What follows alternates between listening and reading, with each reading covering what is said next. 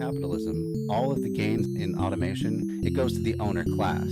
All you have to do is have everyone be an owner, and now suddenly any gain in automation is a gain for everybody. If you grow just one thing, it may not grow as well as if it grows with another thing. A good example of that is called the Three Sisters method of farming. There is definitely multi-apartment buildings or multi-families that do passive design. $100 million that they gave to Joe Rogan that they would kind of be out if they breach contract. Is that a bigger number? Or is 2 billion a bigger number? I don't know, Zach. It's a tough one. I It's know. really hard. And maybe comparing numbers is not Jeremy's strong suit. Gotta go kill a Jenny. I still don't think you should kill her. I don't think it's a good idea. It's a ghost, dude. Welcome back, everybody, to Bread Theory. So tonight I have, as per usual, Dan Platt of What's Left in Albany and the Three Left Show. And we're just going to cover some random videos that Dan brought for us today. How you feeling this Memorial Day weekend, Dan? Pretty good. Yeah? Starting my new job Tuesday. Hey, congrats. 3-day weekend. Actually feel like I can accomplish something. Yeah, right. What a great way to lead into a new job. Haven't done anything too much of consequence yet today, the last 2 days, but I'm getting all of the, do nothing out of the way. And then tomorrow. There you go. Will then maybe be a productive one. Big goal is to make dumplings. Not dumplings, but just like wontons. Wontons? Out of tofu. Well, it's the kind of thing where you're cooking and it takes like 3 more steps than if you're just stir frying something. Sure. What else? So many things. The last few weeks I've been hanging out with someone regularly who owns a house and does things communist style. Yeah. They're poly, living the poly Very life. Cool. Though I don't think it's going to get too serious. Though she does appreciate that when she comes to me with like something I said that triggered her or bothered her, I don't get defensive and I will talk through it with her or, whatever. Yeah. Putting on some niceties as well as just like, well, are you really throwing ideas at me or do you just want an active listener? Well, at least you're telling me you just want a listener.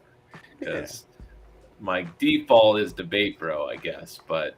When you throw out an idea, I attempt to steel man it by throwing out a contrary idea. Like the whole she's exploring the autistic identity. Does it apply to her? It's like, am I being autistic when I do this? And when she does this like 8 times a day, or over the course of the day, it makes me think of.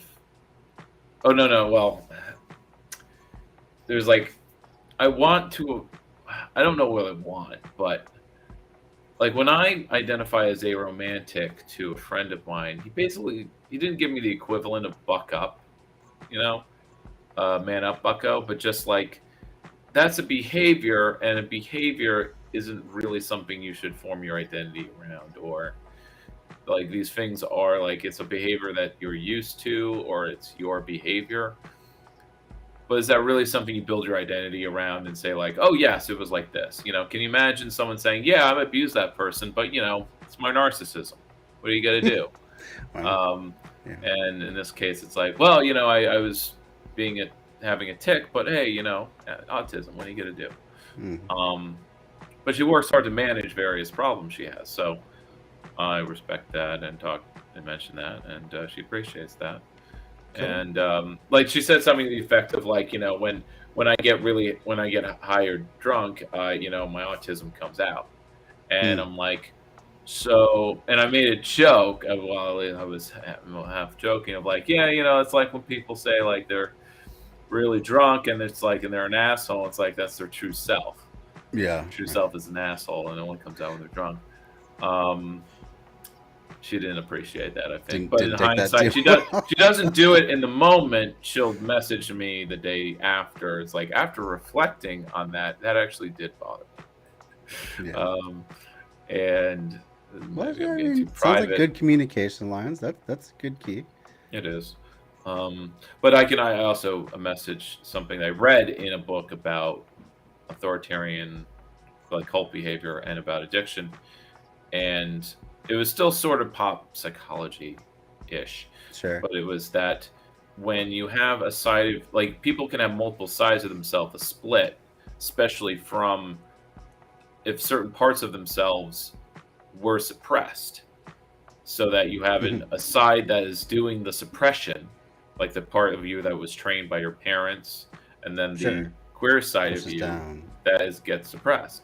Yeah. And you have to basically put a debuff on your oppressive side to allow your suppressed side to be to express itself.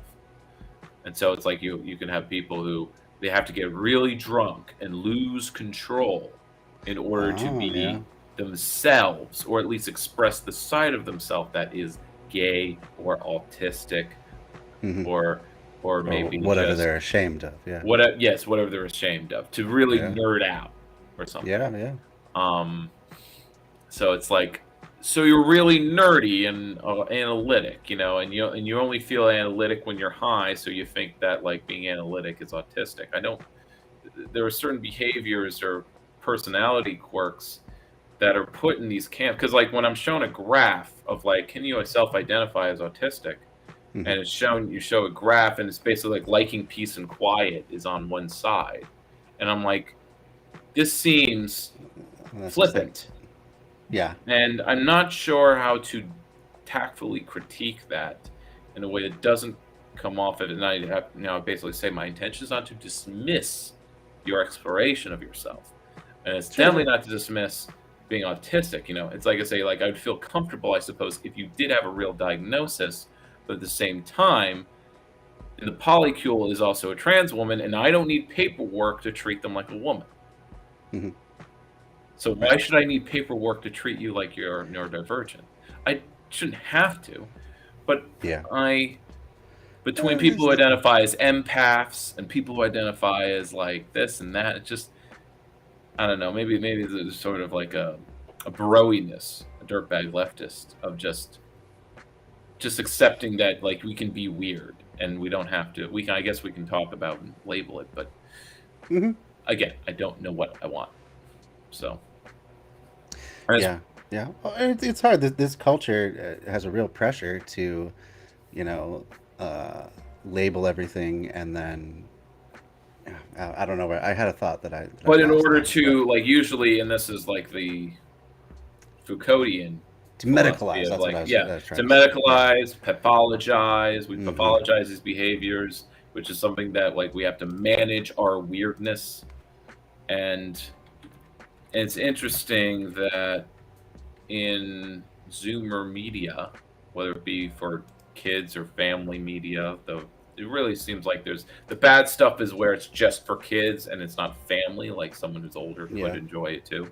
Like certain kinds of parts of Monster High, I could really actually like enjoy a little bit Hmm. of the first iteration of Monster High because Interesting. it was flat, it looked all right, and the puns would just make me groan in the kind of good way. Like every my comment would be like every fifth pun would actually get me.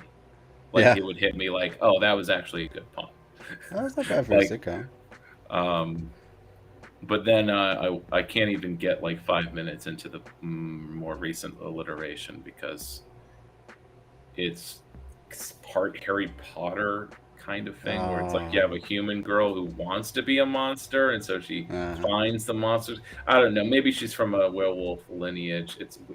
But it's just Yeah. so flat, and people think she's weird because she likes monsters. And even the goths in the cemetery have a seance think she's weird. That doesn't make any sense. That's dumb. Yeah. Anyway, that's as far Silly. as I could get into it. Mm. So, but I Did you ever? finished Vox Machina, and I'm watch with my polycule friends. Mhm. Watched a lot of Star Trek. Um, there's a Always a good time. particular Which episode where series? a next gen. Okay. Okay. They're going through it all. They want to go through all of it. Go through the whole thing. Um, good luck to them. I don't want to be there for all of it. But we watched like 5 episodes. One of them was Up the Long Ladder, which is a quite divisive one. It's definitely a stinker in the 2nd season because Riker commits murder, and the writers are like, "This is fine. This is fine." This is right. It's just like Because they're whoops. clones and they were made without their consent. But then there's a quote from Deep Space Nine where Odo arrests someone. It's like, it's still murder if it's your own clone. I mean, I'd have to agree with that. Yes. And it's a real turnaround. It's a real, like, it's a bounces around kind of episode. But okay. All right. Oh yes, and I've in the last I don't know if we went over this the last 2 weeks, but it's been more finalized now of me pulling back from. I'm done being a business union. Yeah, we talked about that last spring, right? Yeah. So you're finally free and clear from that.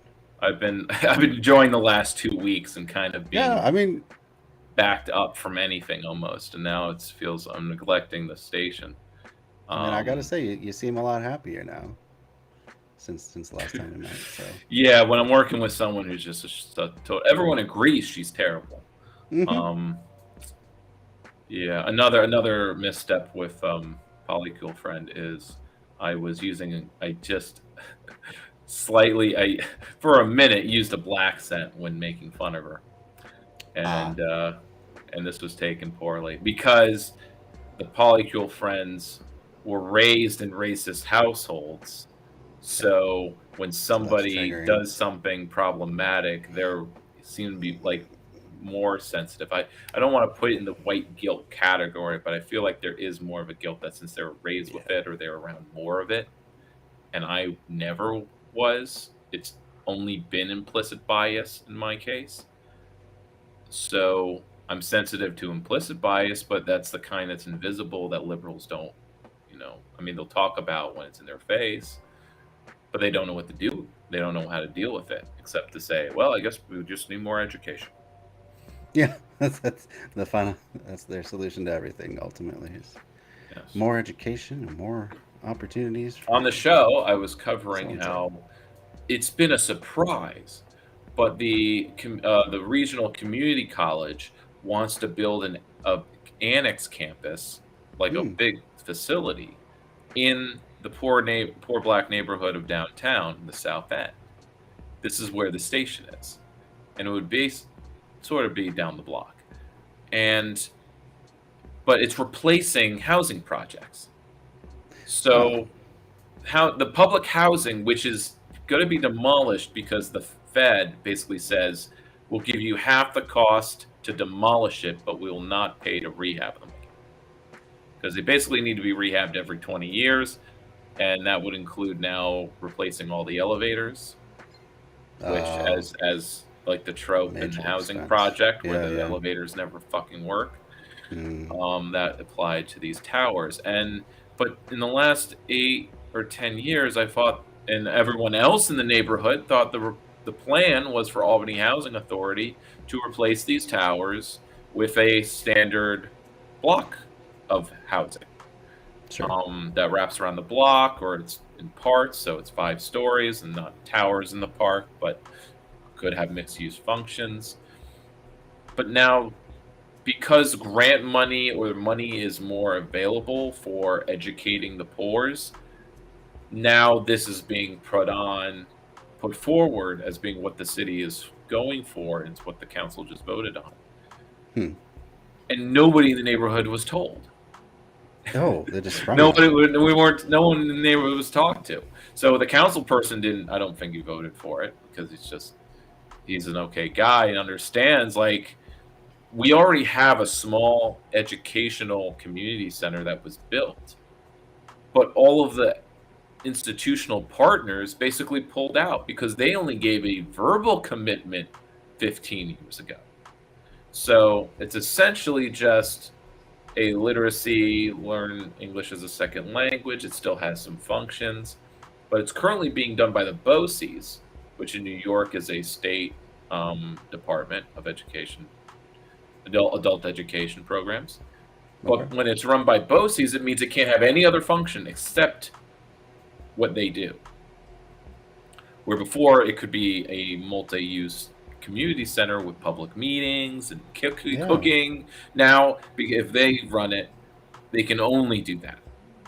What is the logic behind that? Why? Because they're a state agency and they have way more rules about, like, if this is what we're paying for, it has to be for general education and not anything else. It's not in their mission statement or something. And this is because it's like a hot potato, like nobody else would run it. Or like there are all these promises, and that's sort of like where the skepticism of the community college is like promises. You know, education will raise the tide of boats. Well, that's not really what's happening.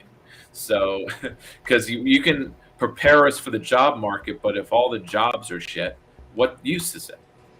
And this is where, as socialists, we can come in with the rhetoric from the Green campaign that was pretty well and could be nonpartisan, or at least have broad appeal outside of leftists, is to just say, we already paid for all this stuff, but you're not getting it. You know, as far as the government's concerned, the government spending is concerned. But in fact, you can expand it to everything. You pay for housing, but you're not getting it. You pay for healthcare via insurance, but you're not getting it. We are paying for a full education, but we're not getting it. Or broadly, we pay for jobs, right, via participating in the economy, but we don't get good jobs because of all these. Because we require, because of profit, all of these middlemen. Absolutely. Yeah, I like that reframe. That's cool. Very cool. Thank you for the follow, Preto Zero. So the first video is another Belinda Carr video about the latest thing that right-wingers are complaining about, or the latest innovation in greenwashing. I mean, the market, they're great innovators, Zach. They are. That's why we have that's why we need capitalism. They innovate. They innovate new ways of lying about being green. And the latest is what Belinda Carr is going to talk about. Very cool. Which I didn't even know about until this video. So, the ESG. And 5 reasons why ESG could hurt the construction industry. I think it's so bullshit that most people have not heard of it yet, or just not going to hear about it because it's such bullshit that only there's some marketers pushing it and some corporations like using it, but none of them believe in it. So, or it's not being like, maybe they don't believe in it enough to actually, like, it's embarrassing. This is my hypothesis, or my, what is it? Analysis. Projection. Got that is so, it's embarrassing that it's even like to say like, yes, we're environmental, societal, and government, or whatever ESG stands for. So we'll find out. Oh, is that what it is? Okay. Well, she'll clarify. Gotta love like the early 2000s home design with the 45 different peaks and the massive archways, 2-story archways that are set back behind the garage. Technically these are McMansions. With how big they are. The big nubs. They all have the big nub roof. That's right, the big nub roof. Shelter is one of the basic human needs required for survival. However, as our population continues to grow, so does demand for shelter, the construction of buildings, and their damaging effects on our planet. While the construction industry represents 13% of global GDP, it is responsible for 40% of global energy consumption and 33% of greenhouse gas emissions. Companies have come under intense scrutiny over the past decade. That's buildings overall, I think. Or I don't know if that's just construction, but the usual graphic I'm shown is half of carbon or pollution, carbon emission budget is buildings, but that usually includes the energy used by buildings. Since the whole point of energy use, at least when it comes to heating and cooling, is dependent on what the building is. Yeah, because they talk a lot about like, especially with LEED certification, the embodied energy that goes into constructing it, and then it's different from the operating. So the construction energy. side is definitely more of that, though. The initial construction is a big. Yeah, because you got to mine so the steel, shape the steel. To say it's all that 40% is probably accurate. So just right. Point that out. Good point. And consumers demand transparency and accountability. This has led to the rise of ESG, which stands for Environmental, Social and Corporate Governance. It's a rating system that measures the sustainability and ethical impact of a company. So, will the ESG rating system reduce our impact on the environment? Now, who's doing the rating? Will it help us build better? This is something she will explore. I think she explores this. I have not watched this whole video, by the way. Okay. Cool. Or is it just another greenwashing tactic that will curb progress and bankrupt the construction industry? Yeah, bankrupt, probably not, but more than likely add to their marketing portfolio of greenwashing. That'd be my prediction. It's tough to think about a buzzword trendier than ESG right now. Really? More and more companies are being asked by investors to disclose their ESG data and ratings. Since it's a fairly new concept with a lot of gray area and ambiguity, it has become a divisive topic. Elon Musk, who does not mince his words, has called ESG a scam that has been weaponized by phony social justice warriors. I don't know if I would take it that far, but I am concerned about its effect on the future of construction because whether we like it or not, it is coming for every industry. In fact, global ESG assets are projected to reach $50 trillion by 2025. So let's look at what ESG means for us. An ESG score is a measure of how well a company addresses environmental, social, and governance risks in its operations. E stands for environmental issues, which includes sustainable materials, energy efficiency, and carbon footprint reduction. Buildings can use eco-friendly, renewable, and sustainable materials like hemp, bamboo, and recycled steel. To reduce the carbon footprint of buildings, we can use renewable energy like solar power. We can also repurpose old buildings instead of building new ones, build passive houses, and use low carbon materials like mass timber. But all of those things are unprofitable. Yeah, it all adds to the cost. Which is where the whole destroying the industry comes in. Nice. Maybe destroying the capitalist industry because it's not profitable. Then again, industry will just adapt to every new regulation. That's just they'll find something else to make. They'll find a way to make profit on it. They'll basically take the costs out on the, I guess, the workers. Probably the workers. This is where the environmental movement is put against the labor movement.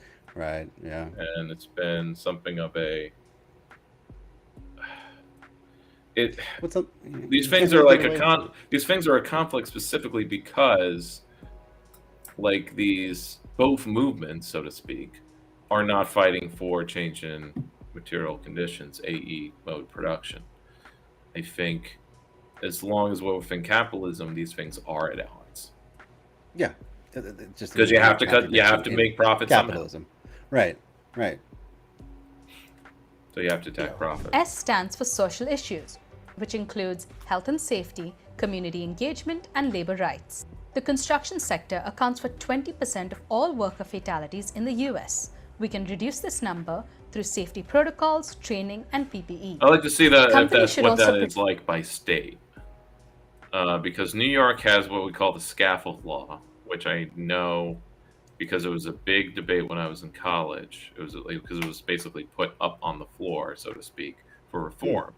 Because the real estate industry was pushing hard to cut it down or fix the scaffold law. They were doing campaigns, and I don't think it was ever done. So they were like blocked because it basically ensures that we don't have hundreds of people being killed on job sites in Manhattan. I mean, those things like the cranes falling down and stuff, that only happens once a yeah. year. That could happen 20 times a year without the scaffold. But I mean, the scaffold law is requires that you build a full scaffold like blocking thing over any sidewalks. So falling debris or tools, someone will drops a not hammer, sure, yeah, hit anyone at least. But it's also great for creating cover in the rain when you're in Manhattan. There's sometimes you have whole blocks that are just out in the rain. But yeah, it was a big fight for the scaffold law, and it was one of those things that turned me on to just how like this is just about them saving money, and they're willing to sacrifice lives of construction workers. Because the main argument for it is that our death rate is lower than states that don't have it as our standards, as well as before we had this. And I think the main argument was, these standards were put in place, in the 1950s. Things are so much better, and we're going to be safer regardless of these regulations. We don't need them. Oh, jeez. That was their argument. Yeah. I'm thinking I've been watching a lot of Sam Cedar debating libertarians throughout the years videos. They're the entertaining ones. They are absolutely the entertaining ones. But then you watch him debate a socialist, and then you want to rip his eyes out. Well, sure. I've not dug into those quite as much yet. But one thing that the libertarians are always bringing up is like, well, if a business wants to be profitable, it has to tread on its good name, and things like Yelp reviews and stuff. If your buildings fall down, well, then there's consequences to you. So that's going to regulate. We don't need all these other regulations and stuff. And it's kind of interesting where, and this is maybe a point in ANCAP's favor that it is anarchist, in that there is a belief amongst all anarchisms in horizontal accountability. And we're going to cover a video, maybe not later, but it's in our queue, that it doesn't challenge horizontal accountability completely, but it's more about putting forward that vertical accountability is possible democratically, or maybe that it's required. I think it's definitely possible. That we don't think of we just use accountability, and we do not distinguish between there being a vertical and horizontal type, where the whole the mob justice is horizontal, which is that if everyone's informed individually, then they can hold as a mass using political power as if that's something the spectacle allows. But really the spectacle is that horizontal accountability is all the spectacle does allow. Voting with your wallet, voting with your clicks. Vertical accountability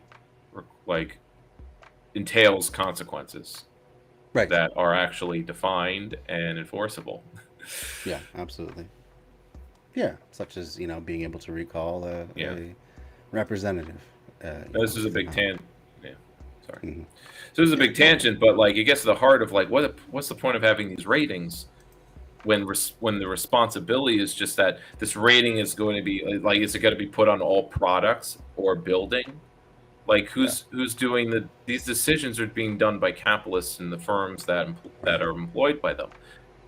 It's not done by the people of a building. You got to choose where you work or what buildings you use based on its sustainability rating. Yeah. Did it get a LEED certification? I can't use that building. I can't live there. I guess you can if you have the economic freedom to choose where you live. It's well, that's the thing. So I'm going to choose the LEED Gold apartment building where the rent is $3,000. Sure. Yeah, but most people don't have the ability to choose much of anything in their lives. So yeah, they go where they need to go. So how much of an incentive is it to anyone? And also when allowed to go. Yeah, well, true, absolutely. But yeah, who decides these regulations? Who's enforcing it? Is it just more capitalists who benefit from the system enforcing a system that benefits them? Yeah. Anyway, We can move on. Protect labor rights, especially those of migrant workers, who make up 25% of the construction workforce. They must be compensated fairly and provided housing, healthcare, and other benefits.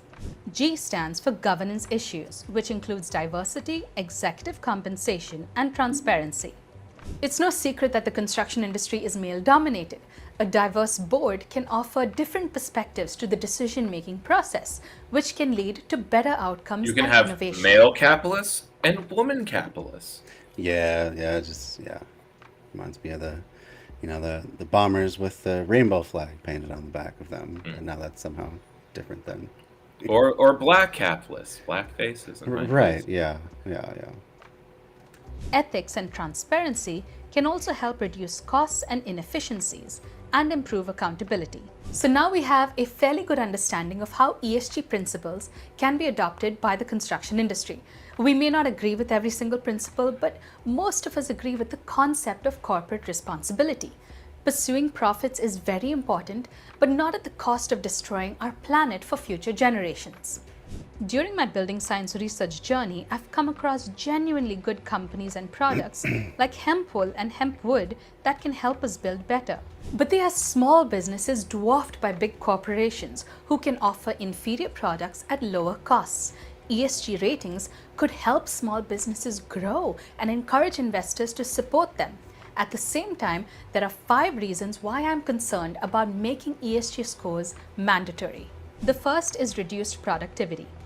While retail and manufacturing sectors have reinvented themselves, construction seems stuck in the past. Productivity in construction has averaged only 1% a year over the past 2 decades, compared to 3.6% in manufacturing. Growing labor shortages, supply chain instability, and inflation have encouraged construction companies to turn to off-site building and automation to improve productivity. I'm concerned about ESG regulations stifling these efforts because funds might need to be diverted from automation to secondary processes to boost their ESG score.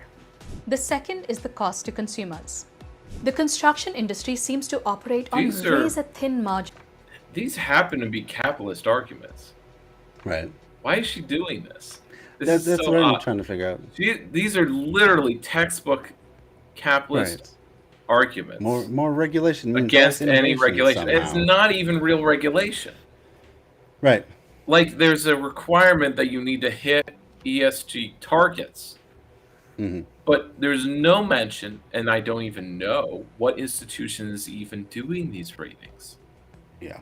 She says What it's like happens if it's you going to be $25 trillion, like at least all the companies using these ratings. But I mean, I guess it's a company who's doing this, and it's sort of like the bond ratings, or the credit ratings. These are agencies that are companies in themselves who are also profit seeking. Yeah. More or less, basically responsible marketing for the housing crisis. that's another such fiasco. That's it all. Yeah. That's it all becomes marketing and Right. hyper reality. No. So what's the All concern right, about? Anyway. Yeah. Let's see where she goes with this. Yes. which leave little to no room for investment in R&D, unlike the pharmaceutical industry. Again, R&D doesn't usually come from within companies per se. It is taken from government efforts because they can afford to take the risk, and then reappropriated and remodified for commercial use. So that seems like a pretty small concern. I don't know if it's Graeber or a different Marxist or radical leftist that points out that the switch in technology from in 72 from a economy on an American economy based around making stuff to an economy that is about information and financialization. So it's like, oh, why have these other commodity industries cut their, they've raised their productivity through computerization and automation? Well, that's new technologies. Construction is actual stuff. And there has been no improvement in the stuff because that has never been profitable. You cannot derive profit from making stuff because the cost, as Marx described, the increase in the rate of return is an on. It's a crisis never solved. Only a crisis in profitability was solved by financializing. Now it's not like it all goes away, but now it's like groceries. It's like, oh, our profit margins are razor thin, and that's the case with construction. Maybe not real estate. Like once it's built, the markups begin. True. The building is a different story. Though the owners of construction companies are the petit bourgeois, Trump base, your marginally tailored Greens, who are now going to decry ESG ratings because as a threat to their business. But like how? But again, they don't even want the semblance that they might be. They have to admit that yes, nothing we do is ethical. But it's not like they could be That's true. held responsible for being unethical. But maybe it'll make Apparently not. Maybe it'll make people mad enough to hold them accountable vertically. Apparently not. I mean, I'm surprised she got back in, but hey, whatever. Industry. Architecture and construction work on a per project basis to avoid overhead. As this Ernst & Young article points out, there are significant costs involved in realizing new sustainability ambitions. In the short term, the costs will outweigh the financial benefits. To stay afloat, I could see companies further sacrificing quality, or even worse, passing along the cost of ESG to us, the consumers. Well, I mean, that's likely. Yeah. But that's a problem of capitalism. As if rents aren't inflated enough, or inflated already, right? Oh my god. But yeah, it's odd that sometimes she's pretty critical of corporate practices. She does identify correctly greenwashing, and maybe that's where she's going with this. We're only halfway in, but it's interesting that she's really just relying on the capitalist standards. Right. But yeah, of course they're going to pass on the cost. It's never going to result in the upper mucky mucks getting a pay cut. The third is greenwashing. We touched on this topic in my video on carbon credits. I have visited certain factories that claim to build 100% recyclable net zero homes that will end homelessness and the housing shortage. Most of the time, those claims have no basis, and I always try to cut through their BS in my podcasts and videos.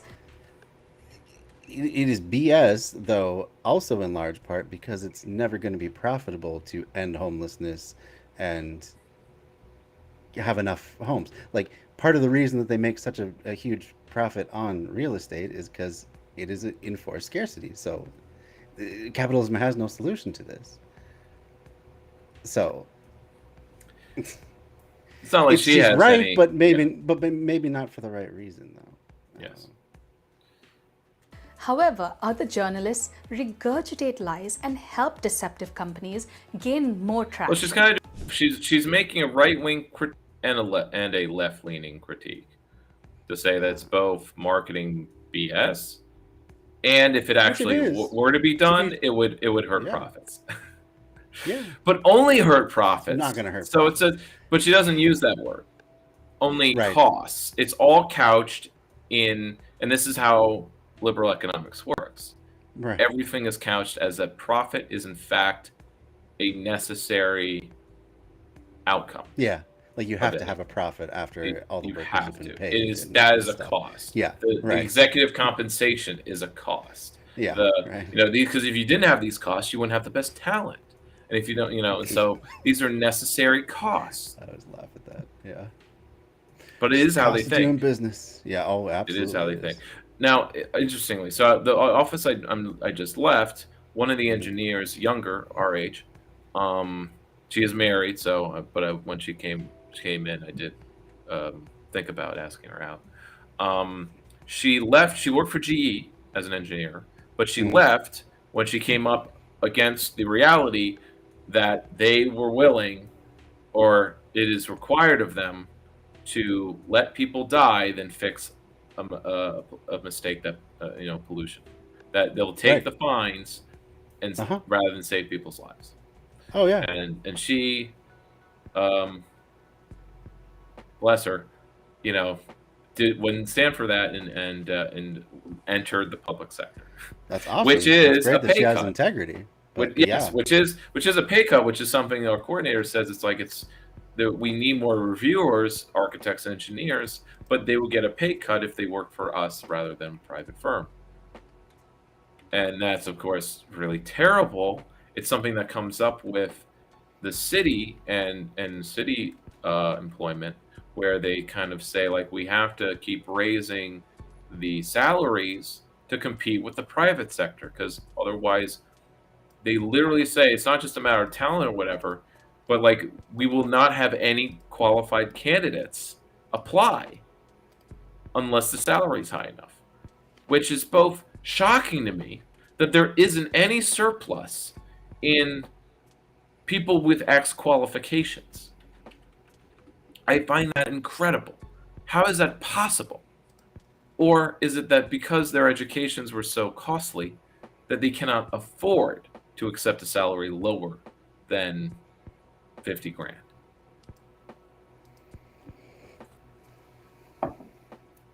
Which I can believe.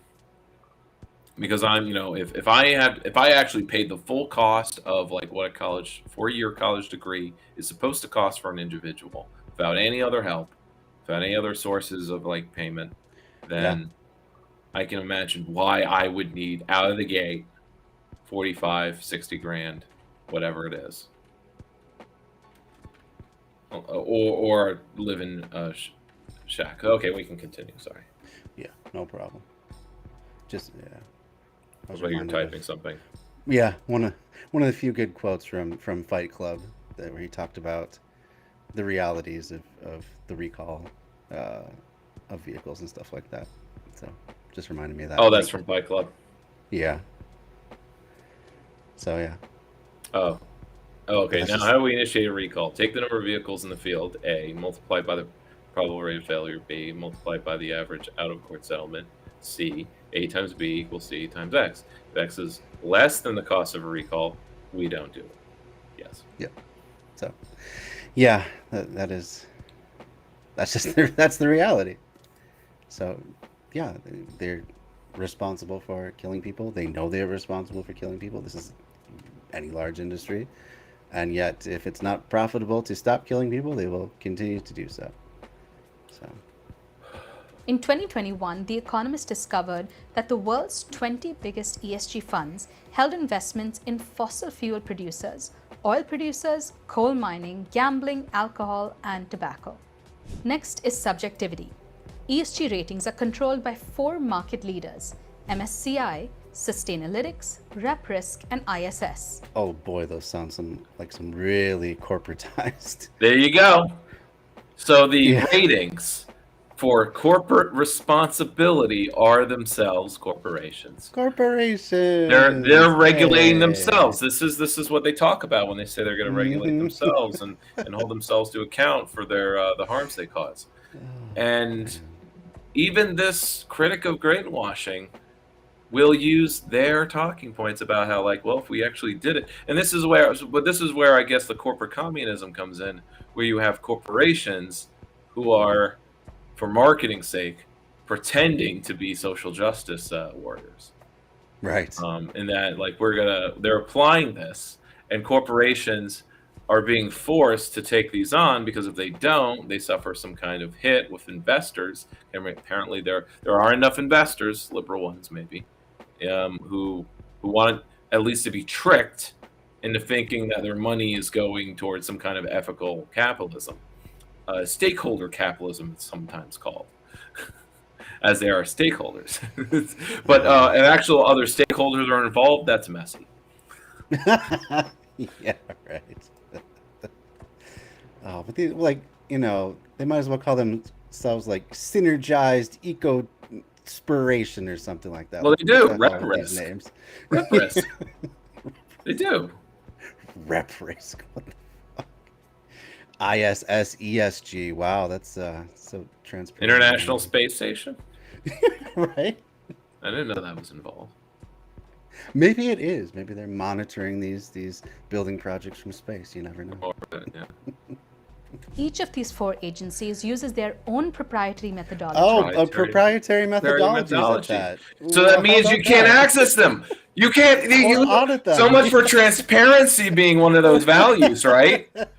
You probably can't look up what their methodology is. It's proprietary. And you have to rent their services, obviously. Yeah. And the fact that there's 4 of them and they're competing.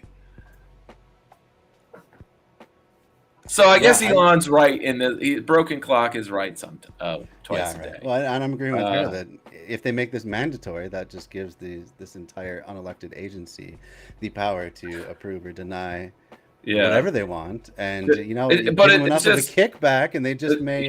It's just social. It's just social capital, of course. Yeah. Because it's not like there's any government agency or whatever. Well, she was saying, that might be mandated for building projects. This scam goes back, by the way, throughout all of capitalism. I'm pretty sure there was shit like this in the Victorian era and in the 20s. You had all kinds of firms like this who do these things. And insurance works the same way in some ways. But you had... I've read examples here and there. Maybe it was like a cute little factoid about early Industrial Revolution that you had. Campaigners. The creation of workhouses was to take care of the poor. Yep. And I'm surprised how many people Christmas Carol seems to be something that's universal to our society to me, but I think I mentioned it to someone and they didn't know what I was talking about when I referred to Act 1 Scrooge and the scene where he says, "Are there no workhouses? Yeah. Are there no prisons?" The other example is are the prisons still open? Are the workhouses still? Well, that's what I give my money to. I'm not going to give it to the poor. That's their idleness. It allows them to idle. And capitalism can't be built on that. It has to be built on guys like me. Now, of course, that's Act 1 Scrooge. Act 3 Scrooge is the opposite. But the whole but the whole saying, the guys doing the fundraising say well, they'd rather die than go to those places. And he says well, they might as well do it and lower the surplus population. Decrease the surplus population. And that's all I hear when liberals or even pseudo-leftists will defend Peters, the killer of Neely. Neely's killing. The non-person who's homeless or that homeless individual a black to death. Just how a black man is by default having black skin is equivalent to having a felony in the eyes of various institutions in a subjective sense, that being black and then being irate or threatening then is equivalent to being physically assaulted by one. Yeah, what I mean? Just the mere threat of, and that's the thing they always weaponize is their own fear, as though that is a measurable thing that you can be. Well, I was sufficiently scared to. I was afraid. Yes. Act first and murder somebody, which happens so many times. But that was 3 different conversations on Twitch that I listened to involving President Sunday's orbit. Now, he did not think like that at all. He was arguing with people who thought like that, but they were all identifying with the Marine who killed him. They were all identifying as the Marine, never as Neely. They were never empathizing with Neely. They were just well, he shouldn't have been acting up. And because just as a black man shouldn't be in this neighborhood, that itself is a transgression. That's a felony, having black skin on a resume, between a black name and a white name. The black name was just as likely to get called back as the white name with a felony charge. Right. Without a felony charge, if there was a black name. So similarly, this is just a thought I had listening to these conversations 3 times over with different types of people. Some were centrists and one was a liberal. They all kind of saw that a black man who then is verbally threatening, let's say, is equivalent to physical threat, because that's the way they were talking about that. This Neely was like they were saying he was an imminent a threat and attacking them, or they would use the framing of attacking them. Like, Yeah, no, he just wasn't. by using vague, threatening language. And not, they were also directed towards anybody. personalizing it like he was talking to some particular person, or they were switching it to like, well, if I was in the position of somebody on that train car, I would feel like he was talking to me. Or that when someone says, I'm willing to go to jail, I don't care what happens. You know, anyway, it's basically it's believable because a black man's saying it. You have to believe him. Take him at his word. He's ready to kill. You wouldn't. I don't think a white person would get that treatment. And I think I know. Absolutely that. not. They would most likely have, everyone would huddle to one side. They would call the police. The social experiments have been done. Right. Yeah. Absolutely. And I enjoyed in one of those conversations, Brooks, who's the kind of President Sunday's house leftist. He comes on stream sometimes and is the voice of actual leftist politics or active politics as well. And he was as outraged as you or me. And he's like, I live with a homeless person basically next door / on my stoop. I give them stuff. We're cool. Like they have bad days. You got to treat them like people. And he was outraged, and he was treated like by the chat like a psycho, or like someone detached, or what?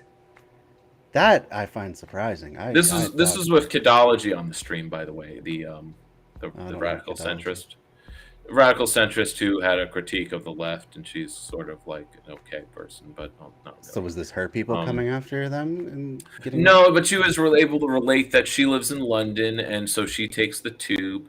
And like there's the sets of reactions. There's reactions from people who actually take the subway every day and deal with the homeless and see the homeless, and you can't just avert your eyes, or it is a random occurrence of interacting with busking, or the homeless having a mental breakdown. Yeah, or guys yelling, and. Depending on like most of the time they're yelling at air, right? And that's how I would take Neely's behavior with the quotes I'm getting. Like he happens to be on the subway car, but he could be talking to air, and thus he's talking to no one in particular. If he is talking to the subway car, throw a 5 at him. What the fuck? Just throw him some dollars then. Sure, throw up some dollars. Or like if you really have to there is the case. Someone who is. Like even if he was trying to attack, and I really doubt he was not on anybody. Him. He wasn't. This is someone who's taken you, and this is to that point. Yeah, sorry. And this is someone I too. Sorry, we keep go ahead. Each other off, but you're supposed to use the least amount of restraint. You don't go straight to a fucking chokehold. Come on, like. He's still a living, breathing person who deserves to have a trial, not a trial on the car. By some random arbiter of justice. I don't care if the guy's a Marine. I don't care if he's a decorated war veteran. It doesn't give him the right to be literally judge, jury, and executioner. So we got to get back on track. I'll just finish with the other fun of like, so one of the other President Sunday streams was he was talking to the centrists, Adam and Stitch. And I've heard of them. Yeah. What was memorable from them and their idiocy. And they literally sound, I think they're Midwesterners. I don't know what the hell they are, or suburbanites rather. But they would talk of their own like rough housing where they would like basically take turns choking each other out, and say like how long can you stay awake, or and whatever. And I'm probably brain damaged, says Adam. But they said that the Peters, or it's a P name, the Marine, had to keep choking him continuously. Had to. Because Neely could have been faking it. Like playing possum. Oh, he could have been. Yeah, right. And so like to get out of it, you get out of a chokehold by pretending to be knocked out or unconscious. But then as soon as you let up, now he's struggling again. And President Sunday, to his credit, is like he's twitching because that's the moment he's dying. It's just the last gasp. It's like shitting your pants before you die. It's involuntary movement at that point. Come on, so- the idea that this guy who's clearly having a mental crisis is going to have the presence of And mind. hasn't eaten in days. Yeah. Days. But so, that's when they're most strong. That's when they have superhuman. Black men have superhuman strength, don't you know? Yeah, But yeah, again, all the the bullshit. So anyway, mythologizing of the others. we should keep moving. But just to know that, like, I'm glad President Sunday at least pushed back against that, because that is awful. yeah, oh yeah, no. It's just Well, he also talks with a guy Wick, who's something of a, I guess, a social democrat, and he was coming from the point of view of someone who has been mugged and got his front teeth knocked out. And so, but I think it was from behind as well, or he was mugged and it was a serious assault. Yeah. As a victim of a crime, but like I'm sure those weren't homeless. But even if they were, like, okay, so now you're going to be super racist because you were the victim of a crime. Yeah, we're just gonna profile everyone, and because one does it. He wasn't a hard liner, by the way. He was just kind of empathizing with the whole, like, well, I would see it threatening, and you would want to act first. You might. Okay, but it goes to the imperial level of, yeah, you have to take a preemptive strike. We have to bomb Iraq. Exactly. We have to do a surgical strike. We have to kill the let the terrorists. mushroom cloud be the smoking gun. We have to embargo Cuba. Was. Yeah. Right. Okay. Jesus Christ. Sorry for that, but we're going down the societal accountability pipeline. That's right. Yeah. So here's some more jokers that have zero accountability. Let's learn more about that. Metrics, weighting, and even definitions of ESG. There is no single unified standard behind ESG ratings. All these inconsistencies can leave investors confused about whether or not their money is actually backing an ethical and sustainable company that can deliver a decent ROI. Early last year, a Bloomberg study. Because it's impossible! 70% of investors. Idiots! I'm glad I'm not one of these investors. But again, she's literally making this video almost like her audience. I mean, she's not talking like they're the same thing, but she's literally like, the people who are affected by this are the investors. Oh, the poor which investor. are reminder are 3% of the fucking country. Right. I'm surprised. I mean, technically, it's more than that because of people like if you have money in a big equitable fund, which is most Americans or half or whatever. But let's see, it's similar to the 99%. You have like 90% of all investment is done by the top 1%. Right. Yeah. Absolutely. Or 10%, whatever. Absolutely. Which we can actually call the capitalist class. Were very profitable. But in 2022, US issued ESG bonds declined for the first time ever. It's important to note the context though. 2022 was a financially difficult year. Inflation rates hit 40-year highs, the bond market tanked, and the stock market had its worst year since and the we 2008 ended financial emergency social welfare. That's not put into the mix in these talks, another by the way, great but they should milestone be. of the Biden administration. But they should be. It should be factored in that Absolutely. the economy was able to bounce back and actually grow because of the actual welfare state that we have. Yeah, because actually giving money to consumers that don't squirrel it away offshore or put it into, Okay, let's keep going. Other financial crisis. tools. We're almost done. Asset managers stepped back, adjusted their strategies, and poured millions into assets that aren't related to the stock market. Even if the stock market flatlines this year, these low correlation assets can continue to climb. They buy the paintings that are like, $500 million each. And that's asset investment. That's their investment tool. Yeah, it's just a fancier way of collecting. Storing money. What do you call them? Storing money. But yeah, I was thinking of the it's not Bitcoin. It's the other thing that alternative my currency brain is not functioning. But yeah, the financial tool. NFTs. Yeah, it's just the rich person's version of NFTs, basically. Actual art. Yeah, actual art. So at least there is some intrinsic value. Well, that's where the NFT was meant to democratize the process of investing in having us in art that appreciates right. value. Yeah, I'm still waiting to hear back from all those, now billionaire or even 100,000-aire NFT artists that have really benefited from that whole craze. I tried to check Them in be- on videos on like if there's any update on the crypto land couple, and I Oh, think they're man. going to jail. They're going to jail. Oh, I hope that's true. Oh, that'd be fun to cover sometime, that whole saga. But there was no Yes. video about it. I think it was a There mention. must be articles somewhere. We could at least play part of the crypto land thing for a Old fun time's sake. throwback. But yeah. art. In fact, contemporary art prices have more than doubled the S&P 500's total return over the last 26 years. This market used to be hard to get into, but the Masterworks platform lets you invest in multi-million-dollar paintings this a without plug? actually spending millions. Oh, damn it, Belinda! Come on. It is a plug. It is a plug. You gotta. I hate it when they do that. At least you waited. Oh Sponsor. yes. My last concern Oh is my being God. held back by S&G. Well, that's well This integrated. one That's is a for tricky sure. That was I got a us. seamless transition. I hope she We was had compensated we were well for halfway it at in. least. Jesus. subject. I understand the importance of social and governance issues, but their criteria seem very broad, particularly when it comes to DE&I or diversity, equity, and inclusion policies. I know what it's like to fight for a seat at the table, and I would I'm sure that's the number one reason, or maybe even the only reason that Elon is opposed to this, because it is a pushing of the woke mind virus onto everyone with this. To quote, DEI. what director was it? Aaron Brown's using it. It's like, it makes me want to vomit. Oh yes. Richard Dreyfuss.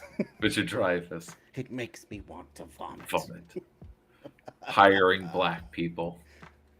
Or being forced to, Being forced to do it. yes. Take away artist integrity. Wah, wah. Well, I'm Wario now. Wah.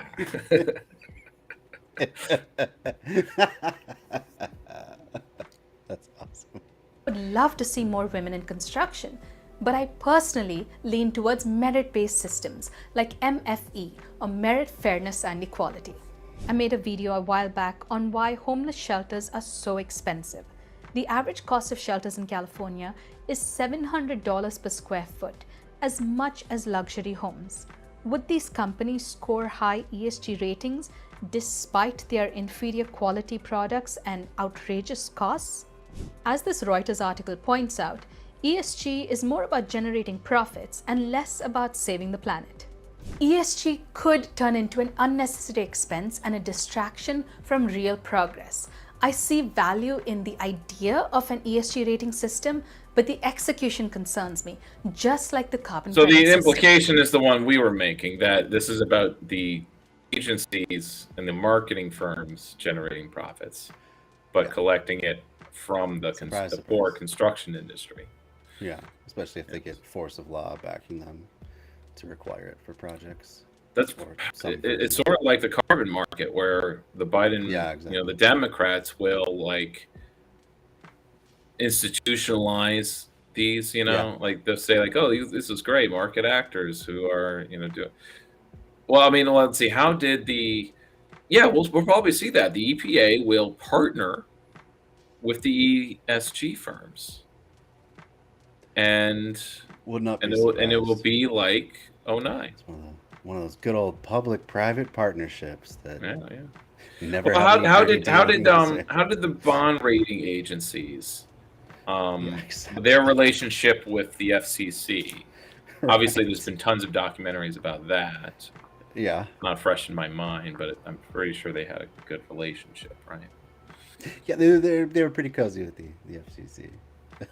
They don't too bother well- me. Not too well regulated either, by the way. The FCC don't bother me, and I don't know they and the CNBC.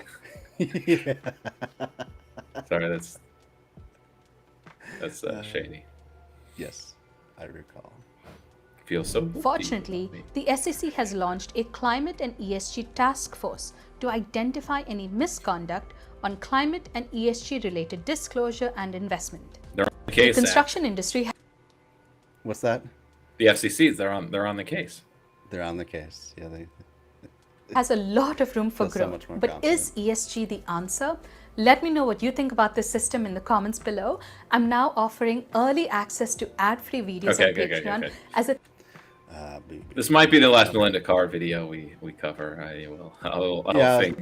I'll need to watch it through before it's like, is this actually? Well, I think I wanted to cover it because it was like good to such cover. a wild card. Because I didn't know. Like this is a big deal for investors and capitalists, but I think that the little man and the working class just do not get. It's not on our radar. Not going to make a difference. No, we're not going to breathe. It's not even news for us. It's not news. Right. Yeah. No real need to pay attention to it.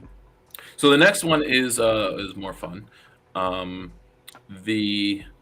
We brought up corporate communism, and I threw up like just a minute of like an explanatory video, which was sort of parsing through what we can do quickly, which is just that American culture and propaganda, or just mass culture, equates communism with authoritarian government / economics. So in most minds, and this comes up here, is that communism is just a state for the few, or an economy for the few, or controlled by the few.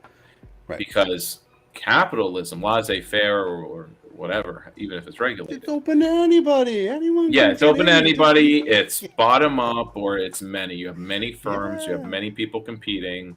This obviously creates a lot of issues and inefficiencies, but regardless, it's supposed to mean we have liberty. We have the freedom to choose. We can have horizontal accountability. So this is an interesting clip, because when we brought up corporate communism, it was the neo right who are using it, and we're laughing at them. But when I typed in corporate capitalism, one of the clips that came up is actually some classic TYT.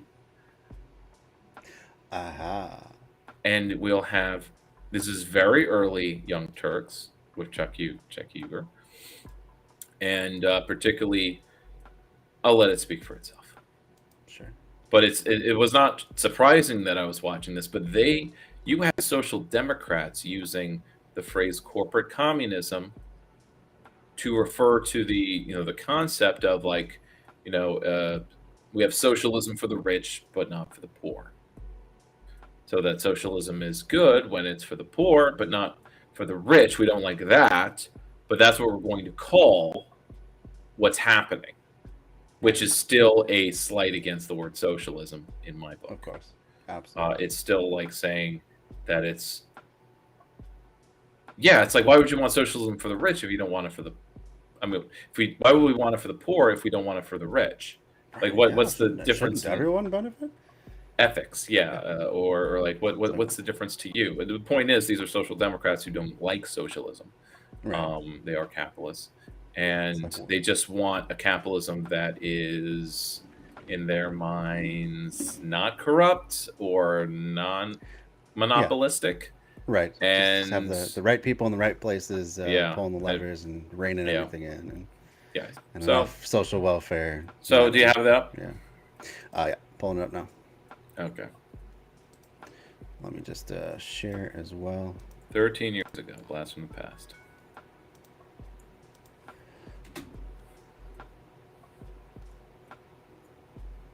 A guy who's been on the warpath is Dylan Ratigan on MSNBC. Now, he's going to take on this corporatist culture. I've talked about it. He's written about it before as well. We came out with articles, I think, maybe on the same exact day on this same topic. So apparently we're on the same wavelength. And he's, going after these guys more and more.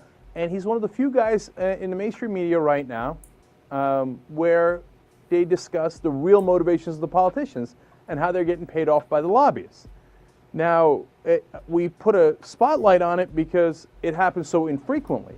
And to the point now, when I see Ratigan's show on this, and I've seen now a number of times that he's done the same thing, I think he might be even handling it better than the print journalists. Because every print journalist article I see talks about how the senators want this or that because they're conservative or they're moderate or they're centrist.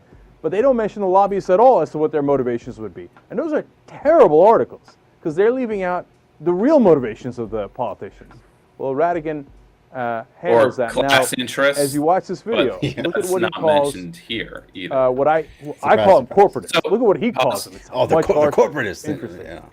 As distinguished from regular helping us capitalists. identify corporate communism in our country that is a cancer There on it our is. nation. It's always a cancer. The folks at the Sunlight Foundation, Jake Brewer, a little sunlight's a very powerful thing for those who like to use money to steal from us. Sheila Krumholtz, executive director for the Center for Responsive Politics, and its website opensecrets.org, which is where we're able What to else find do you out use to who steal is from getting people? Besides money, weapons? You get weapons with money. But True. But I want to point out that this type of discussion in the story that Chuck's doing annoyed me then, and it annoys me now, of making a news story when someone else in the news or the culture industry is talking like you. It's like, look who else agrees with me. Yeah. This is half of Jimmy Dore's content. It's also a lot of other streamers' content. Yeah, right. And then if it's other streamers, they will like hang out like the leftist mafia. Mm-hmm. And then since there's just friends hanging out, they're not organizing or being organized. If something goes wrong or they have to hold someone accountable, they have no way of doing so. And they just have to shrug their shoulders and go, well, we just got to be transparent and hold each other accountable by kicking them out of our friend group, and that's all we can do. We can't do. You want restorative justice? Well, we'd have to be an organization, and we're not going to do that because we're just entertainers who just want to hang out. Just friends hanging out. Yeah. I think that happened recently with that Illuminati saying weird stuff and then getting just booted from the leftist mafia. That's what I'm referring to. As far as I know, that's all that's happened. So I believe, you're spot on. And that's what I did recent. This is the latest President Sunday, because I don't know if who reported it first. Probably not him, but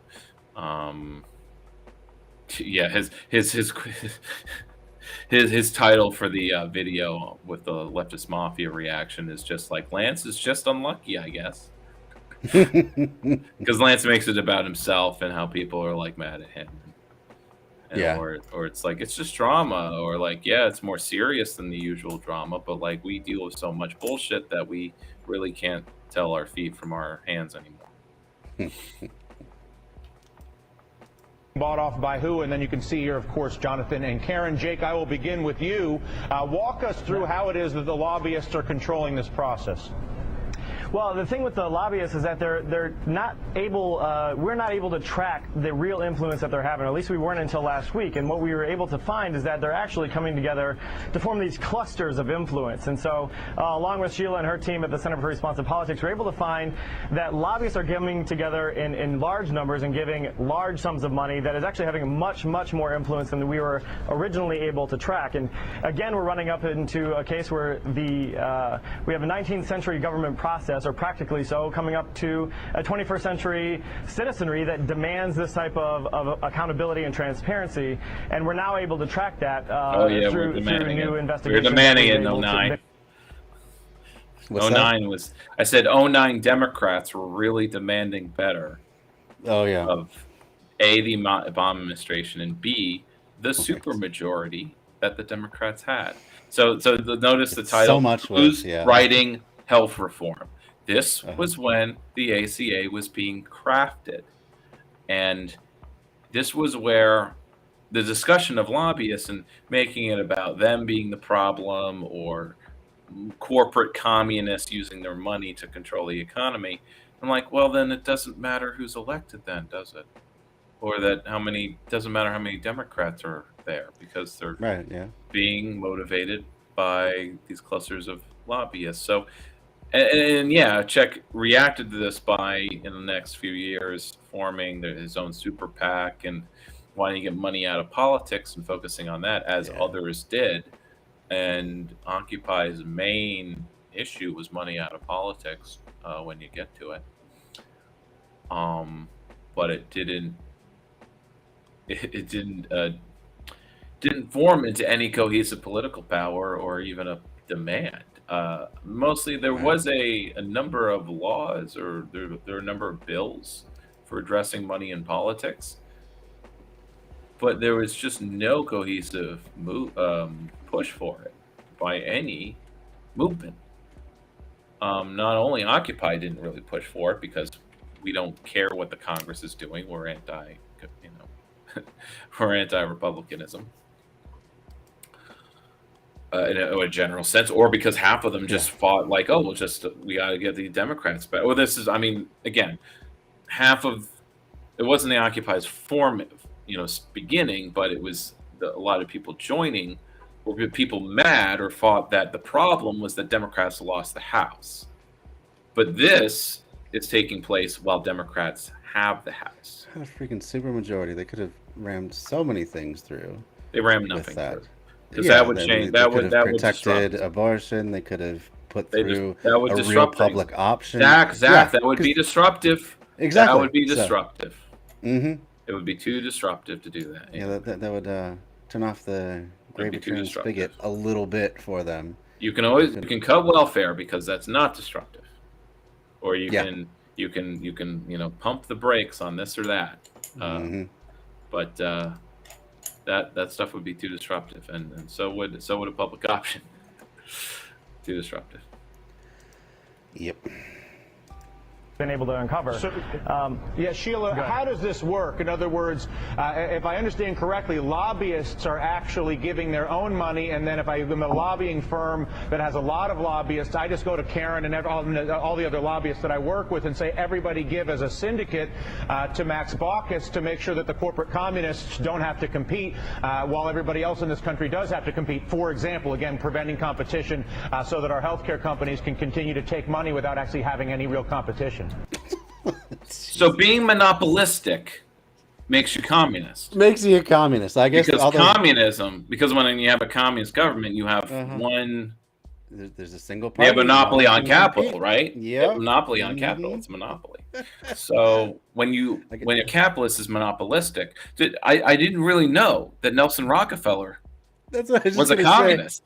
Andrew Carnegie, the king communist of his day. Great communist. Communist leader. I do believe in Carnegie thought.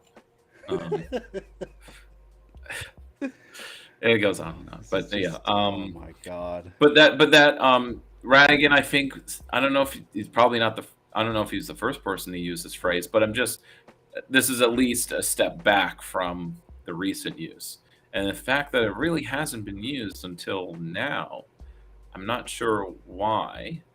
But maybe it's just low-hanging fruit. But I have to wonder if this is just this is definitely a post-Cold War thing. I can't imagine anyone before the Cold War using it. So I think what we need to, I'll try and investigate if anyone, I'll do some deep Google searching on corporate communism. Has anyone used it in the 90s? Was it used as soon as the Cold War was over? Did someone want to critique corporations? But I think what made Chick Uger and a guy like Gilligan Radigan on MSNBC refreshing at the time was that they were critical of corporate power. But they were doing so punching the left in the same way by using that language. They would not use it by critiquing capitalism. You cannot be doing that. So Right. Yeah. So you almost have broken capitalism. You almost say that someone's being a bad capitalist by saying they're being a socialist, which is essentially what you get with the right, in that when they see something in the marketplace they don't like, they're calling it communism because that's the only language you have, that the left is bad. So if someone is doing something bad, the critique must be that they're being socialist. Being a socialist, Well, it's interesting. This research, I think, puts a fine point on the connections, how the lobbyist contributions really echo and complement those of their clients. It isn't a smoking gun, however. I should say that there is no proof of coordination just by the fact that there are all of these contributions coming from and and really For any representing Zoomers some watching this, sources. We don't Bonkus know- was the main Democratic senator. He's from Montana. And of course, it's one of the low population Western states. The senators are always those senators are usually the most instrumental in writing legislation for everyone else. Because he can be given $3 million, and that's big money. And he was the main guy writing the ACA, or he was the leader of the committee doing so. Yep. Yeah, he was. Yep, you're right. U.S. Senator from Montana, 1978 to 2014. Jesus. It was a formative moment where or at least I remember doing so. I was on a New York City bus crossing Central Park, listening to NPR. I don't know if it was through Best of the Left or just NPR programming. And they were talking about Baucus and the process and the news, the latest news and the crafting of the ACA, or what would be the ACA, and just how corrupt it was, and how lobby and the healthcare lobby is basically calling the shots. And I think very strongly, like, so it doesn't, like, the fact that he's a Dem means that there is reform, but the reform is not going to be good. No. So what was the point of electing Obama? Because this is after, well, the difference is, I guess, you can feel good about that there is reform, whether or not it helps or not. The alternative, of course, is to have the right or the Republicans, where all news and all legislation passed is just bad. And you know it's bad. And it's constant if you're paying attention. So you just want it to stop. And so at least when Democrats fake doing good things, that at least is psychologically better. But if you're paying attention, like I was, and listening to NPR, where they're saying how corrupt it is, at least in passing, or saying it's corporate communism, you at least think things don't get better just because Democrats are in office. It just isn't the terror that is the Bush years. Right. So, yeah. It's the old lesser of two evils. Yeah.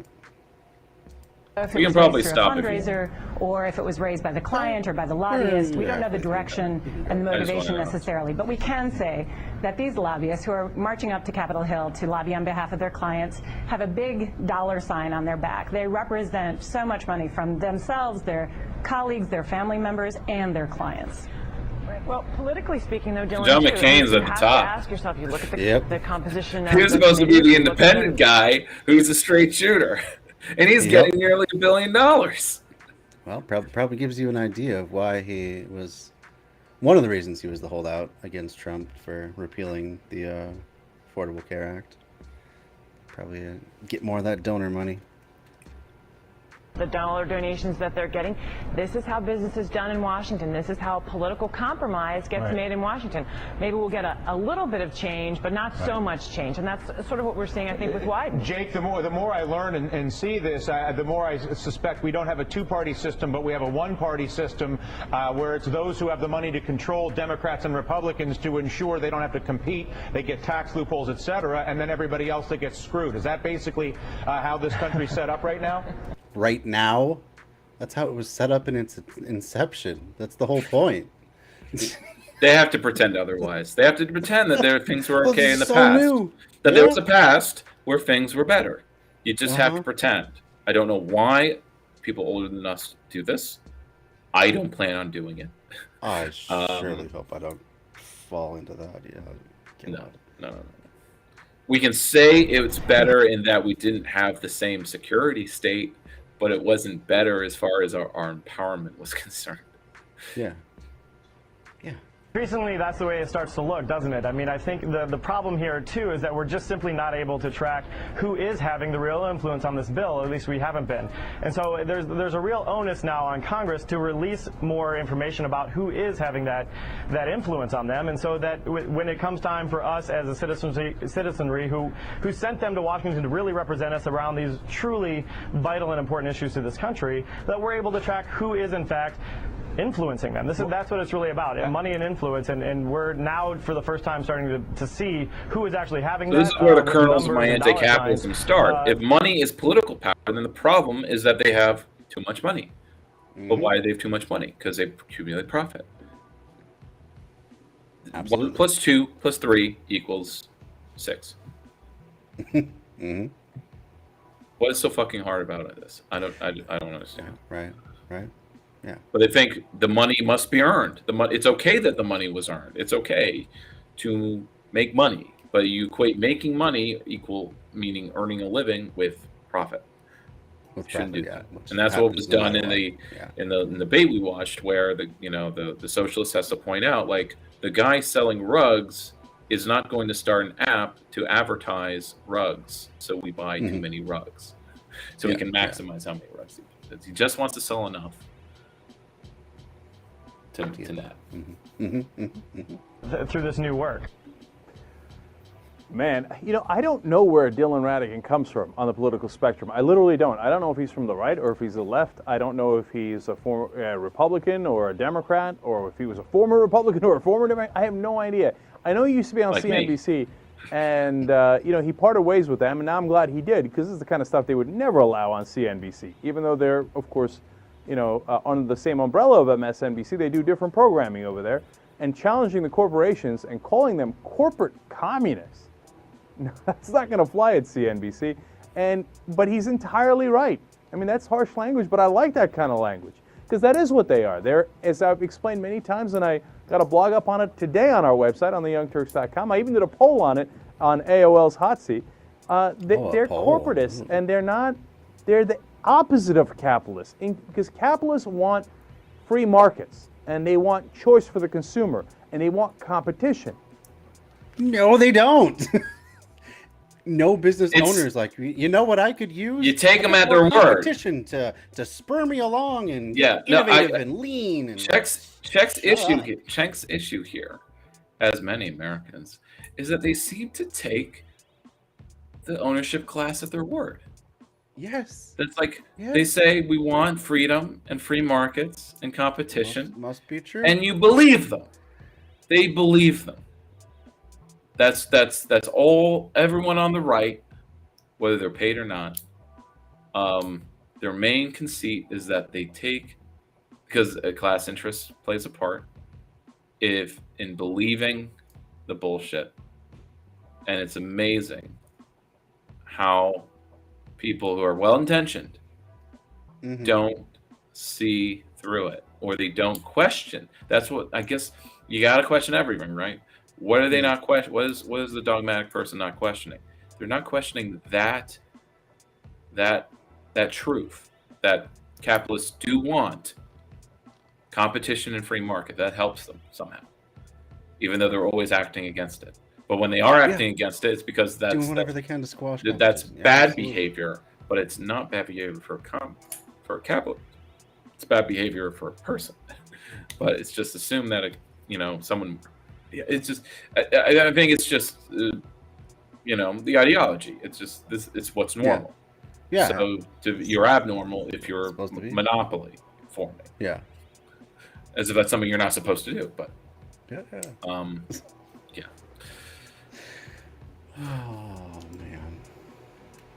These corporations, yes, they're a byproduct of capitalism, an offspring of capitalism, if you will. But once they're born, they have the Oedipus complex. They want to kill capitalism.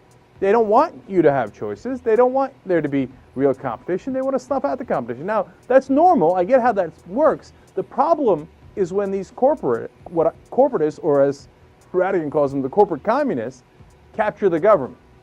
And then they use the government to kill off their competition. So, and that's the situation. We just got to keep them separate, Zach. We just got to keep them separate. This is Jake in 09. This is classic Jake, by the way. This is classic TYT. But this has been their line the whole time. This is before Hannah became a regular anchor, equal to Cenk in airtime and everything.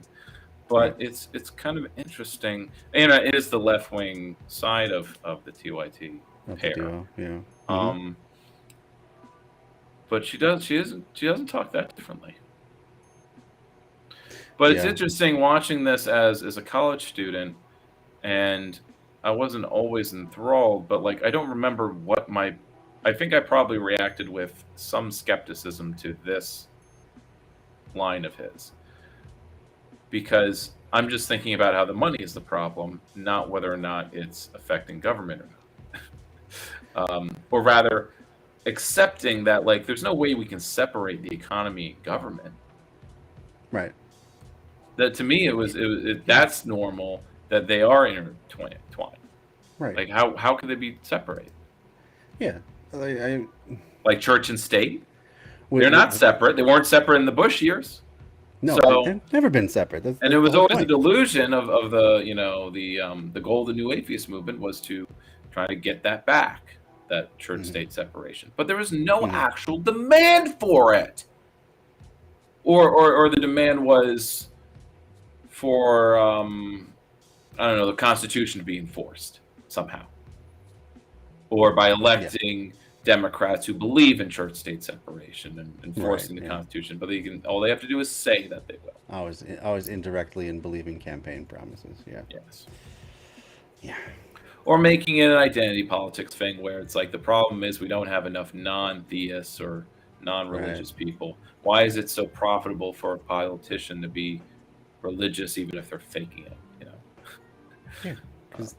Because the donations roll in from all the mega churches, right? And that was part of my deconversion or conversion to being leftist, is the notice that the problem with the big religion in our government is the fact that they're spending money. Right. It was the same problem to me. Liberals didn't see it that way. They saw it as a matter of who was spending the money. That's why they're okay with Soros. They're okay with Bill Gates.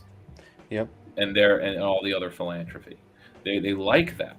They love the effective altruism book. Yeah, because it's not wrong if your team's doing it. That's their whole ethos. Yes, team politics. And we don't want to fall into that. So so if you want to finish this clip, please do so. We'll finish her up quick. We funnel in a lot of money through these lobbyists to buy politicians on both sides, on the Democratic side and on the Republican side. And so they set up a system where, and in fact, right now in the healthcare industry, there's very little competition. And if you try to offer up a public option as competition, they go ballistic. They've thrown every weapon they have in their arsenal to try to kill the public option, because God forbid they should have competition. Try to kill? Now, look, if you say, hey, you know what, the government shouldn't be in that business, other private companies should be giving them competition. I don't disagree with you there, okay? But that's not the situation we're in, because the government has already been captured. Now, let me explain what I mean by that real quick.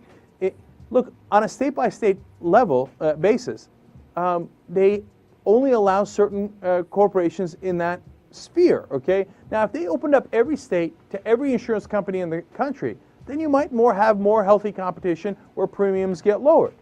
And that's... Oh, God, that was a whole right-wing scheme, too. What the hell is he on about? It was put in the ACA. Or it was their... No, I think it was their counter-proposal for the ACA. So it was... more competition. You have to say what you want to do instead of just requiring insurance and doing the exchanges and what have you. God, it was so overly complicated. So the health insurance industry isn't actually affected. No, or at least to offset the fact that they're going to be forced to drop pre-existing conditions, basically. Which is basically the only or the lasting good effect of the ACA. But it's like, if that's the only thing, then it wasn't really landmark healthcare reform, and that's sort of why Hillary lost. Long and short of it. I still can't afford healthcare. Because that was the main thing. That was Obama's big thing. Like, once he did the ACA, he was like, don't need to do anything else. Basically, yeah. Nothing big, anyway. Political capital, spent. Can't get that ticking back up again, like in democracy. But what Cenk was talking about there with the competing market across the country, all that would have led to is eventually, you know, a Kaiser Permanente or Blue Cross Blue Shield. One of them would have won out, or there might have been two. It could have been the Coke and Pepsi of the health insurance industry, and there would be no room for competition. It would be an effective monopoly. So, in New York, at least in my region, it's MVP and a CDPHP. But regardless, yeah, let's just keep going. Yes. Starting a brain fog here about this. Terrible scheme. It's a proposal I'm definitely willing to listen to. That might be an interesting way of bringing down costs and introducing competition. My point is that he has to, maybe as a steel man, or he just feels the need to bring up the Republican argument. I guess so. And give it time and give it attention. Maybe even use it. Like, no, it's a straw man. Healthcare companies don't want that, and the politicians are helping them to avoid that. Now, in a situation where you don't have that kind of private competition, well, then we don't have a choice. Then we have to inject some sort of public competition. And look, but that public option is like another company in essence, because you have to pay premiums into it. It is not subsidized. It's not based on taxpayer money. So if it can't compete, it's just going to die off. It forces the other companies to compete more effectively. And if you weren't a corporate communist, you'd be in favor of it. If you were a capitalist, you'd be in favor of it. But these corporations have no such interest. They just want to limit their competition, and that's why Radigan calls them communists. And it's an interesting choice of words, but not a bad one. It is absolutely bad. It is very bad. It's bad. It's bad, folks. It's bad. These communists. These communists. Bad. I mean, I guess it's sort of doing a reverse whammy, you know. And I think I've heard some leftists talk this way, to be like, we need to sell ourselves like we're the real capitalists, and they're communists, because we have to work based on people's preconceived notions of what words mean.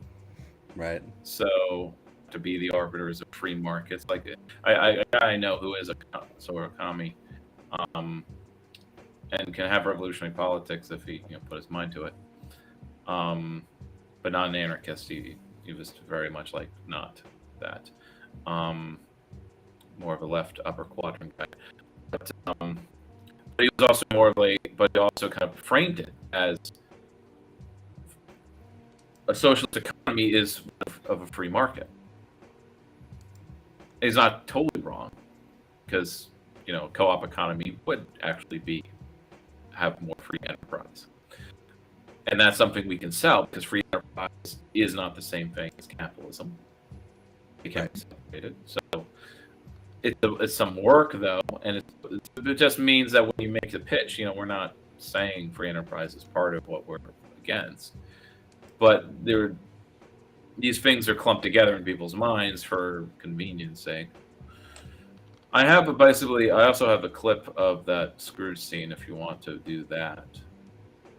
If you're interested. Sure. Which one are you? Oh, you're pulling up the chat now? Yeah. Okay. It'll be the I think we got time for one more. Oh. Well, yeah, one more video. So don't do the Scrooge one then. Okay. I put the text of it up in the chat, so if people want to go back and look at it. So if you just wanted an acted out version, I got the Jim Carrey version. Yeah, actually, that's one of my favorite. Actually, yeah, bring it up. It's the last link, and skip halfway into the video. Halfway into it, sure. Because the scene includes his nephew talking to him too, played by Colin Firth. Colin Firth winning. Pulling it up now. Actually, I would say my favorite version Merry of Christmas. Merry Christmas to you too, Mr. Cratchit. Merry Christmas to you, sir. Another one. Pleasure of addressing Mr. Scrooge or Mr. Marley. Mr. Marley has been dead these 7 years. He died 7 years ago. This very night. Oh. Well, we have no doubt that his generosity is well represented by his surviving partner. At this festive season of the year, I think the power of it is lost if you speed it up. I know, but I'm sure it's owned by one of those you're going for that. litigious places. It is a Disney. It is more than usually desirable that we should Doesn't make always work anymore. some slight provision for the poor and the destitute. Many thousands are in want of common comfort, sir.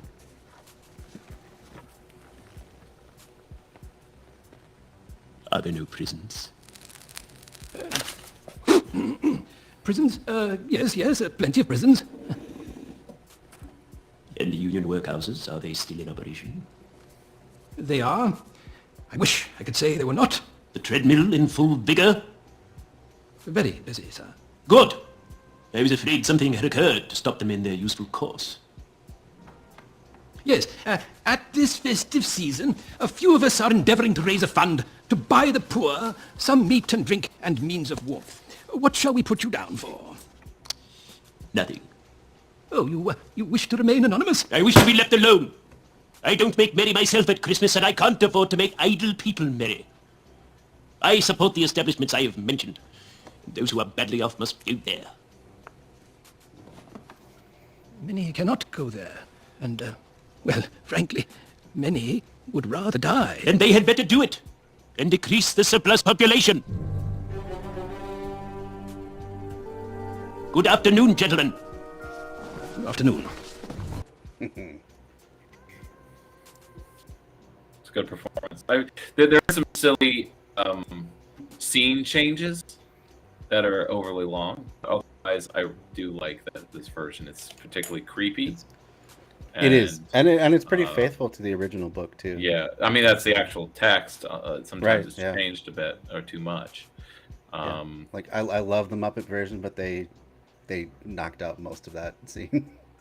They did not. Well, because it would go over the heads of kids. Right. What are I union workhouse?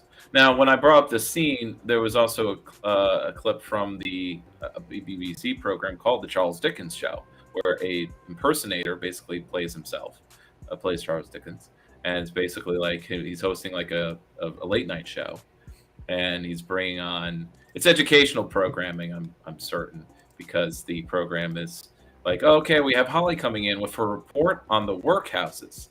And going through a day in the life, and they do a kind of found footage where it's like, I gave a camera to a boy in the workhouse, and he's going to walk us through a day in his life. And it's like, I got beat 3 times today. Or like, here I am waking up in my bed, which is just straw on the floor. I'm being fed gruel. I asked for more, and they said, more?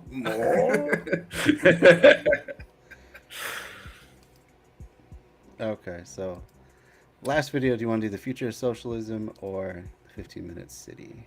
What is your... We'll do 15-minute city. We can skip some of it. But I just really want to introduce, he doesn't have a lot of videos, but here he is, a leftist city planner or planning a planning channel that talks about urban planning for leftists. So his videos are literally called Urban Planning for Leftists, and this is 15-minute cities for leftists. Oh, nice! Exciting. For leftists, and that's 10 videos so far. But here he is. Very cool. All right.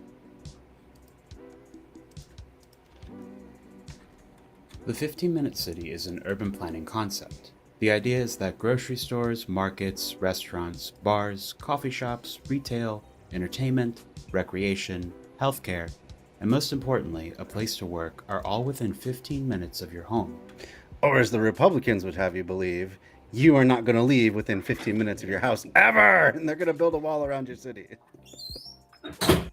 Well, there is a wall. It's called the highway. That's true.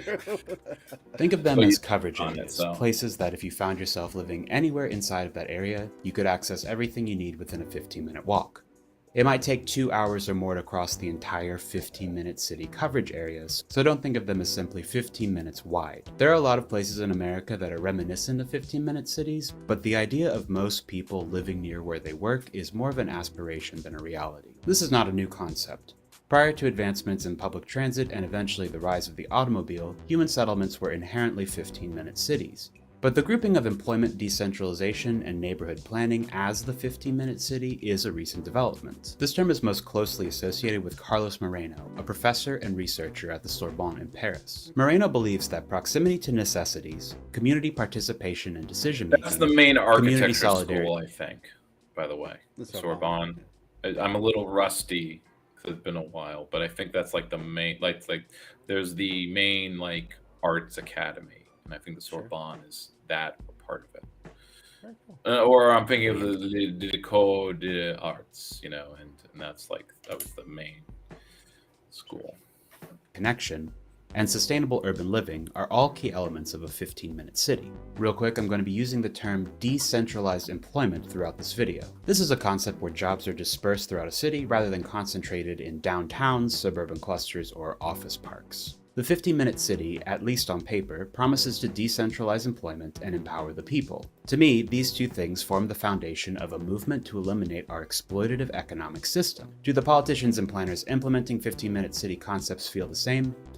Almost certainly not. Honestly, most people probably don't associate the 15-minute city with the decentralization of employment and the elevation of communities. Most people probably think more of the relationship between the 15-minute city and the car. The goal of all 15-minute city strategies are to reduce the need for car trips. I do want to stress that this is paramount. We do need to reduce the need for car travel, and we also need to do it at a revolutionary rate to save the planet. However, as with all things related to climate collapse, we'll either complete this change on our own terms or be required to do so by existential force. Because neoliberal capitalism can do nothing beneficial with any expediency, 15-minute city concepts as a solution to climate change can feel disingenuous. Even as the concept grows in popularity, criticism of the 15-minute city is growing as well, with many seeing these improvements as a gentrification scheme, a method of increasing the power of billionaires, or a plot to confine you into an open-air prison. If you want to balk at the use of the term or the capitalists using it, I won't stop you. But I do think the core concept, those four key elements that I shared with you, are essential to a leftist urban planning approach. Which is just a usual thing, by the way, that any good idea pushed through the meat grinder of capitalist economics, political polity will ruin it. You know, it will make it for the benefit of the few or to the benefit of the state, however we want to interpret that. And thus it becomes a bad, terrible conspiracy. And yeah, so it's like getting too bogged down and every good idea can't help but be badly in the that you kind of want to oppose, which is sort of where the fall in American politics is to want nothing to change, because any new idea is going to probably negatively affect you. That is, in fact, a reasonable response. And so that's sort of why it kind of needs to be all, and this is where he's going with this, as us revolutionary leftists, it's all or nothing. We argue for this in this way. If we don't change the mode of production, nothing else can get better. It will be done in a way that results in gentrification. Like if we reduce car trips, we can work on one thing, but then it will lead to some negative consequence, and that's exactly how liberals treat everything. So when they're honest and do want to help, they will end up doing nothing, because I like that sentence. It can not do anything positively with any expediency. Right. Use how much we drive in cars or sit on transit in order to save our time, our mental health, and our environment. They promise to protect communities and give them the ability to grow without displacement. And, intentional or not, they promise to upend our economic system through the decentralization of employment. You shouldn't just take somebody's word for it that their vision of the 15-minute city will do any of that, but as concepts, they're all something to strive for. I think the 15-minute city is useful because it's a way to envision a better future without becoming utopian. Today I want to have a little fun. I want to look at the ridiculous ways the 15-minute city is being used by the far right, how it's being co-opted by centrists to reinforce our economic system, and then I want to finish by sharing with you a leftist approach to the 15-minute city. The far right and the 15-minute city. Basically, you can only move or travel by vehicle further than 15 minutes away from your house 100 times per year. 100 times per year? Just some arbitrary... Like, people work more than 100 days a year. Like, where do they pull these out of? These. Well, I mean, maybe my wildest dreams, it wouldn't be via like a 100-day limit, but like, if you're only going to use your car for like non-everyday trips, that's probably maybe that's where they're pulling it out from. If you're not using your car to commute, you're probably right. Those who are not commuting by car and own a car, they're making 100 non-essential trips a year. Yeah, and they that's just probably turn where the they're getting that goal number. of the system, And they make that a requirement, into the hard limit. Yeah. But of course, our position of if we mention that is only that if we had non-car based cities and people still had the ability to own cars, that's how many car trips they would have. Because they wouldn't have to do it for your dumb commute. And I would use it to get that nice pastry from the place in the town over or the suburb. That one restaurant that I only want to go to once a year, or when I want to drive to the mountains, state park, national park, to a state park, Now, of course, truly, when we're less car dependent, we can have buses that go to the state parks. Absolutely. And there is a free bus that's going to, in our area. It's they run it during the summer, and I don't know if it's going to Thatcher Park or not. If it is, I would like to try using it. Cool. Or it's doing I'll have to look up where it goes, but I think it just goes in one place. That's cool. The city into 6 parts, and you will only have the freedom to operate in the part that you live. Okay, so I'm in the Walmart in London, and I'm thinking all this is cameras for when? Tell me. They're here. But they're What? Her evidence is cameras in the Walmart. I think it's to stop you from shoplifting, but and I think you want dozens of cameras. You complain about shoplifters. You complain about those poors shoplifting, so they put in cameras. But then you think the cameras are actually to punish you or to limit you. But I mean, they recognize that mass surveillance is bad, but they true. Want there to Anyway. I just don't get it. How is the camera in the pork section going to determine if you've gone outside of your 15-minute city limits?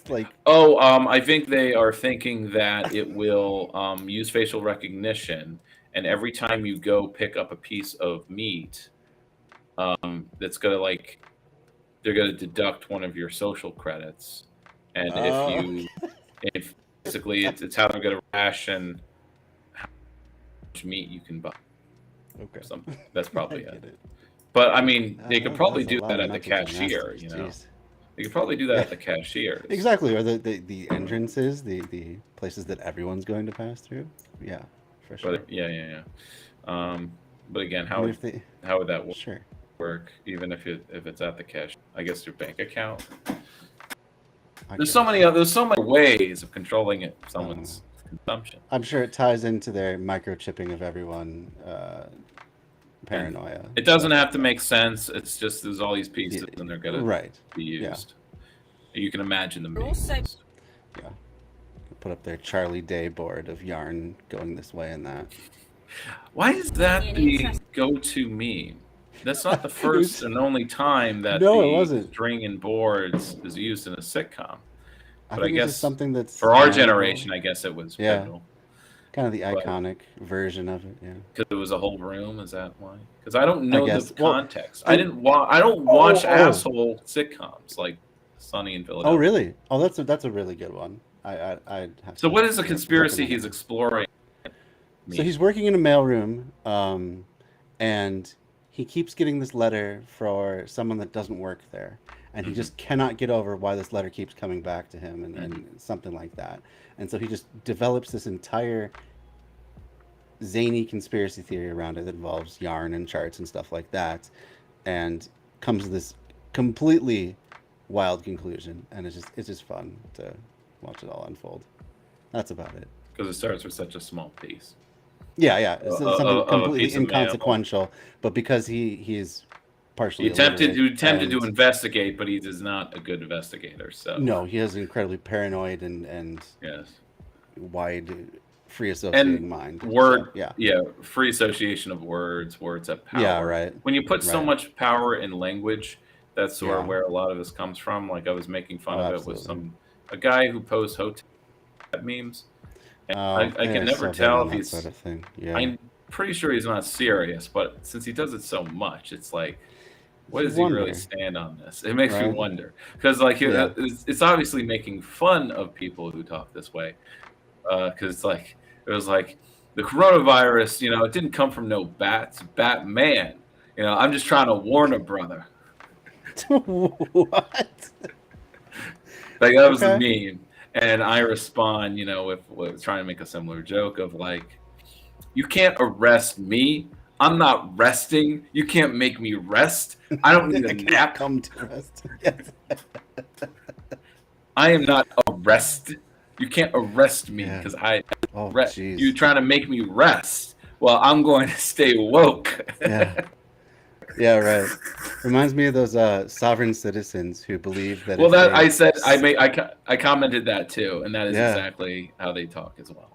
Right. If they say that they understand what the judge says, that means that they stand under the judgment of this courtroom, and it gives them somehow magic legal power over them that they otherwise couldn't get.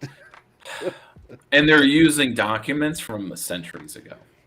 To basically, that's how they're saying like none of this is legitimate because in this document, it said this word, and it's not being followed. So none of this. They're trying to make up way of that it's not legitimate rather than actually reading Leviathan and using political theory to discuss why our government is not legitimate.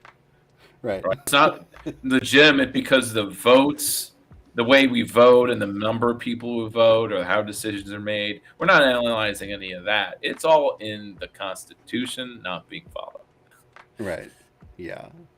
Anyway, because they're Bible believers, and the word is powerful, so documents have the same power. It's not man. Man is powerless. Oh yeah, absolutely. Yeah, it becomes very mystical and magical very quickly. Interestingly, 3 or 4 U-turn opportunities. U-turn I guess opportunities. That's because you'll get a warning. You're about to leave your 20-minute city, your district, your zone. Last chance to turn back. At the beginning of the pandemic.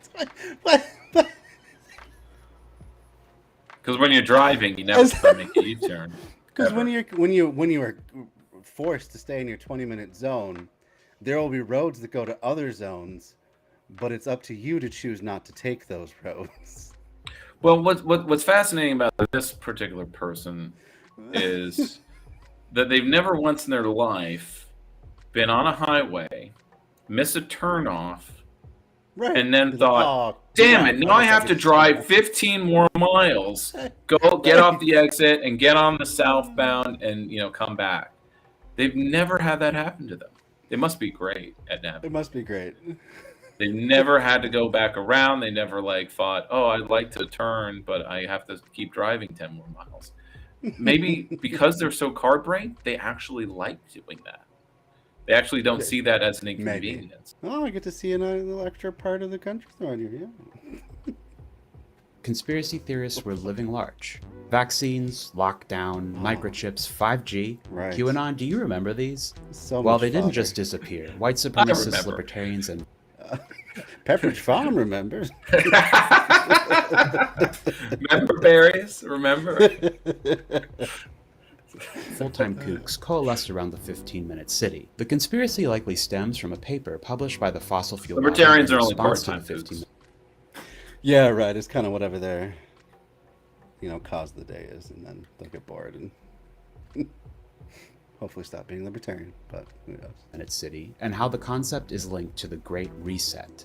In 2020, the World Economic Forum started a campaign called the Great Reset. The World Economic Forum is like a lobby for... Oh, they made so much conspiracy hate over the Great Reset. As though, God's going to come down and just press the reset button on the NES that controls all of humanity, and we'll all just blank out and be reprogrammed. What it makes me think of is when It was during the Obama administration when Hillary was Secretary of State, and they pushed the reset button on Russian relations. Yeah, I think they made a big deal out of that one too. Russian relations were bad during the Bush years, but Hillary was hitting the reset button and making them good again. How did that work out? Believe it. Believe it. I mean, it seems unbelievable now. Yeah, right. With the hoax of Russiagate. Right. Yeah. Capitalism, and they really fumbled this one. I think people would prefer that capitalists did their scheming in some sort of underground bunker. But let's take a look at their video. We have an incredible opportunity to create entirely new sustainable industries. Investing in nature as the true engine of our economy. Holy shit. That's the king. The current global crisis has disrupted every aspect of our lives, but it has also presented us with an extraordinary opportunity, a chance to reset and accelerate efforts to improve the state of our world. You know that quote, "The earth is not dying, it's being killed, and those who are killing it have names and addresses"? Yeah. They're all in the same room during this video. In order to secure our future and to prosper, we need to evolve our economic model, putting people and planet at the heart of global value creation. If there is one critical lesson we have to learn from this crisis, we need to put nature at the heart of how we operate. Now, again, if you take them at their word, they're laying out a socialist vision. So it's all seems to come down to the average, meritoid taking the ruling class at their word. And it's like, see, they're just saying it out in the open. They're communists, and they're gonna come for my guns. Right. I'm like, you shouldn't believe them. You know they're full of shit, right? Right. It's like if they said like the wealth's gonna trickle down and you're gonna get your job back, and that didn't happen. That's why you hate them, right? Because they lied. Mm-hmm. But now they're telling the truth. This time, this time they're telling the Why? truth. Why is it? We obviously need to go on some right wing shows and come with these discussions points if they let us have a word in edgewise. I mean, I know that's pretty hard. I mean, whenever a leftist is on Tim Pool's show, he basically jumps down their throat now with an abortion debate. Right. Which is what happened to Lance. Though Lance is not a debater. He's not Fosh. But with Matt Bender, it was the same did pretty thing. well, So though. it seems Bender to did be better, yeah. It seems to be the same, but the fact that he does the same thing with every lefty guest absolutely is sort of like, I guess this is his way of making sure that his audience is never deconverted off of it. It's absolutely. like they'll have a lefty on, but only to basically like throw a bunch of points in their face and then switch the subject. Gish gallop about things that take time. So I think like the next person who does this just needs to disengage and go like, no, I want to talk about this. And you can call me a coward for not wanting to answer your dumb questions, but I'm going to talk about this. And that will be the true Giga Chad move. Yeah. And you frame it that way. No, I'm sticking to my principles. Right. Of catalytic breakthroughs that will alter our view of what is possible and profitable. Right, so the World Economic Forum believes, just to be clear, the way that they can solve the horrific destruction their members have caused to the planet is by figuring out how to make green capitalism profitable. It's gross.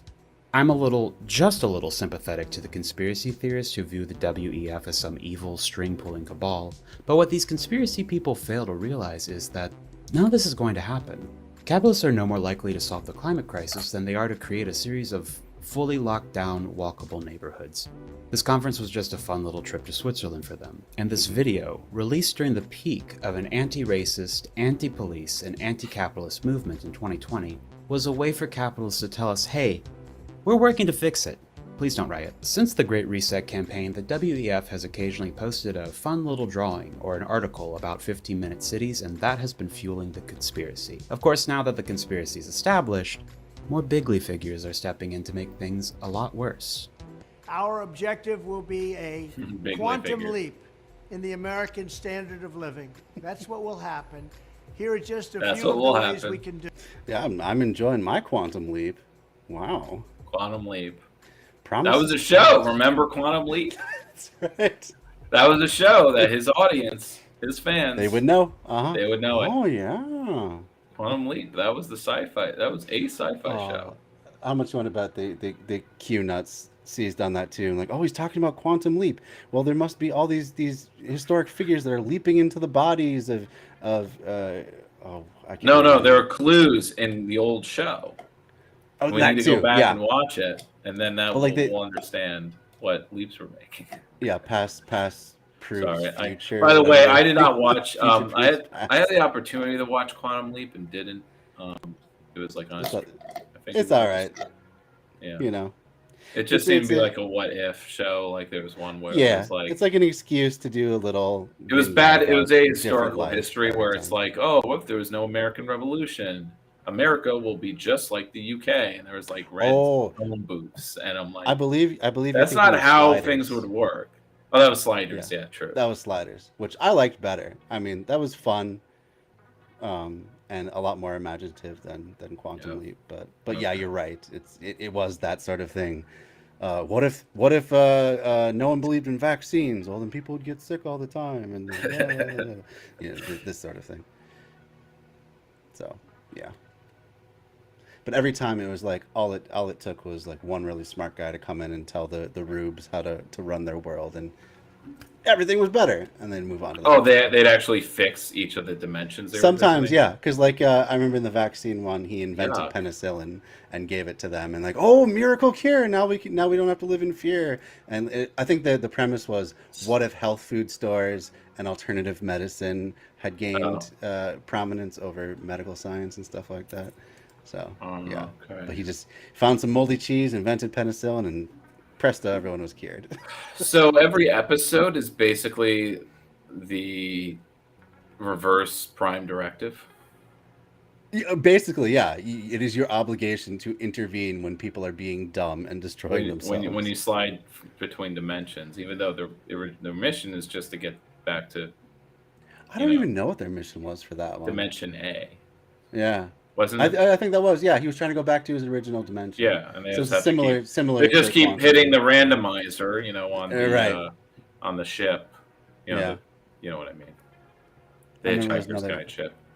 Yeah, there was another episode where all the men in the world had caught a disease and died off, and there was only women left. But they hadn't thought of in vitro fertilization. That had never come up. And so I believe they solved that one by inventing in vitro fertilization and repopulating the world. Jesus Christ. Sick, right? I don't know. I was wondering if I could find it, but it was like I read a synopsis for an episode of Fantasy Island where a woman wants to fight in World War II, so she's given the fantasy of fighting in World War II, but it's all women fighting it. Uh-huh. And I would like to see that, but when I looked through maybe the original show, maybe there was like a new, like a second alliteration of it, alliteration. It wasn't in the listing of episodes. Oh, that's too bad. Sounds at least a little interesting. I just noticed we're almost out of time, so I'm going to speed up so we can power through to the end at least. I doubt it, but okay. But we'll try. We'll maybe go a little over, but We're at still in least we part have- one here. Do have Act time. one here. Do it. We should hold a contest to charter up to 10 new cities. These freedom new cities will reopen the Freedom frontiers, cities. reignite American imagination, and give hundreds of thousands of young people and other people, all hardworking if families, only. a new shot at home ownership. A new shot. And in fact, the A American new dream. frontier. Other people, that's me. And whatever you think he's about to say, you're wrong. You're not ready for this. Another big opportunity is in transportation. Dozens of major companies in the United States and China are racing to develop vertical takeoff and landing vehicles for families and individuals. I want to ensure that America, not China, leads this revolution China. in air mobility. Introducing Chevrolet's new lineup of vertical takeoff and landing vehicles for families. I'm already a mobility planner, but what if I became an air mobility planner? That's how we solve the housing crisis. Flying cars. This is just the reverse side of the coin of Elon's. We can build infinite tunnels beneath cities. It would just go down more and more layers, and eventually everyone can instantly get where they need to go. It's just, we'll do that, but in the air. Well, the future's always had flying cars. I mean, that's true. I think he wanted to be the president to finally usher that. But in the Jetsons future, there really aren't a lot of people.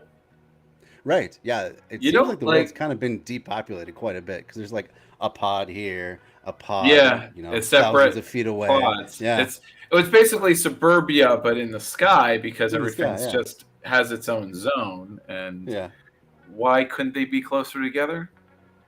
Of course, it's a cartoon. Why is there no multifamily housing? If you're going to build these expensive piers, come on, Jetsons. I want some realism in my speculative fiction. Who's buying the sprockets? Who is buying these spacely sprockets? Why has he never had to invent a new thing?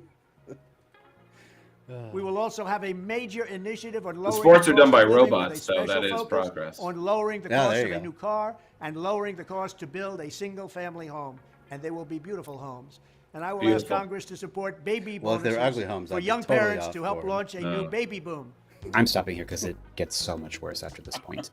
But let's pivot to a more depressing character. I just want to say that I'm really trying with this YouTube thing, and I'd like more people to see my videos, and I've decided that the only way to do that is to... The 15-minute cities are put forward as a solution to the problem of undue distance to travel. And so the idea is that wouldn't it be lovely if we had walkable neighborhoods where everything you needed was within easy reach? And, I have some sympathy for that. I think he's going to be fair about this.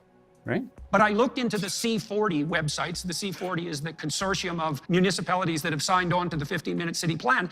The C40 is a collection of over 100 mayors that are attempting to implement sustainable practices in their cities. My video today is not about them, so I don't want to get into how effective or equitable their methods are. But yeah, the C40 adopted 15-minute cities as one potential strategy. However, not all of C40's solutions could be considered 15-minute city concepts. What the C40 does has no influence over what a 15-minute city is. Anyway, I wonder what Dr. Peterson thinks a 15-minute city is. And I read in their own documentation, their goals are to reduce caloric consumption to 2,500 calories a day by force, essentially, to ensure that the peasant class...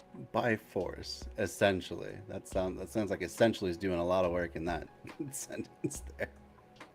Which is everybody but the elitists, can't fly more than one time every 3 years, to eliminate 90% of private car ownership so that people are forced to take unbelievably expensive in terms of time utilization and non-existent public transportation systems. So they're just not going to put in any more mass transit? No, because government can't do anything, right? So we're going to...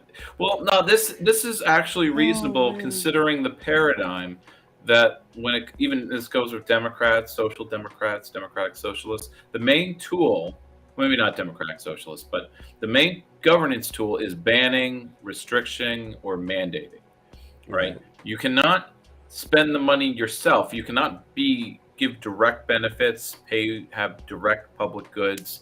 If you do, you have to do it with a private partner. Yeah, right. Pretty much. You're not allowed, the government is not allowed to actually do anything directly. Right. You can only regulate the market because the market is prime. So taken to the logical conclusion, which is logical, is that if the government policy is to do X, its only means of doing so is through restrictions, mandates, bans, and regulation, and requirements that are never going to be funded or subsidized, because that would be welfare / handout, bad. In New York, and this especially in New York, we're the most progressive state. We have tons of these rules for diversity, rules for, sustainability. These are the things that make us have the best, strongest climate legislation, which spends no money. So it's going to require we cut carbon emissions, require this, require that. It will pay for nothing. Right. So spend something to make stuff happen. The capitalists will be passing those costs to consumers. We call them unfunded mandates. Where as far as New York political jingo goes, we call it the unfunded mandate. The government, New York State, mandates something, like in having insurance, but then it does not fund the actual, consumer citizen to pay, like it doesn't pay for it. You have to pay for it. So it becomes a indirect tax, which is why people say New York were the most taxed. Only through the mandates. Yeah. Because there's all of these required costs that you otherwise wouldn't do. Mm-hmm. But would if it was paid for, or if the government said we're going to do this for you. Right. But that would require more, spending. public corporations or something like that to do it. Yeah. All right. Well, let's at least get through this section here. Then we'll. This is just the intro. Right. But it's the intro of covering pretty the good. right wing. What's the appetite? So systems, and to limit the amount of travel that people can do outside of their neighborhoods. Jordan Peterson was mad about Oxford, England, a place where he probably does not drive. They implemented a congestion pricing program. Basically, drivers in Oxford are told if they pass between zones. This is not a 15-minute city essential, it's just a regular way to reduce congestion. Congestion pricing can be inequitable and a burden on low-income people, but let's save that for another time. Everyone on the right is making a little comment about 15-minute cities. This commentary usually reveals a justified distaste of neoliberal austerity, but also a hatred of anything that claims to be helpful to the environment. Some take it a bit further and claim that the 15-minute city is actually an attack on the moral order of a Christian world. In the article, The Catholic Argument Against 15-Minute Cities, the author says that private property, in this case owning a car, is a fundamental principle of morality. He also said that caring about net zero is a shibboleth. Yes, he said it, a shibboleth. A shibboleth. Oh my goodness. If you somehow don't know what a shibboleth means, it's a custom principle or belief distinguishing a particular class or group of people, especially a long-standing one regarded as outmoded or no longer important. Net zero, a shibboleth. Finally, kookiest of all, he says that governments have proven unable to effectively manage transit because when the Taliban had control of the government in the early 2000s, they fired IEDs at the British Army. And how could you possibly think that a government could provide transit after that? Please don't read it. It's awful. What? Also, what? You know what's crazy? I think I actually have read things like that, so I can believe that was actually an argument made. That was, in dots are in places like different parts of the world. Time, whether it be like Time or the New York Times opinion page or commentary from Forbes. I think I've read things like that where that arguments like that are put forward that are that nonsensical.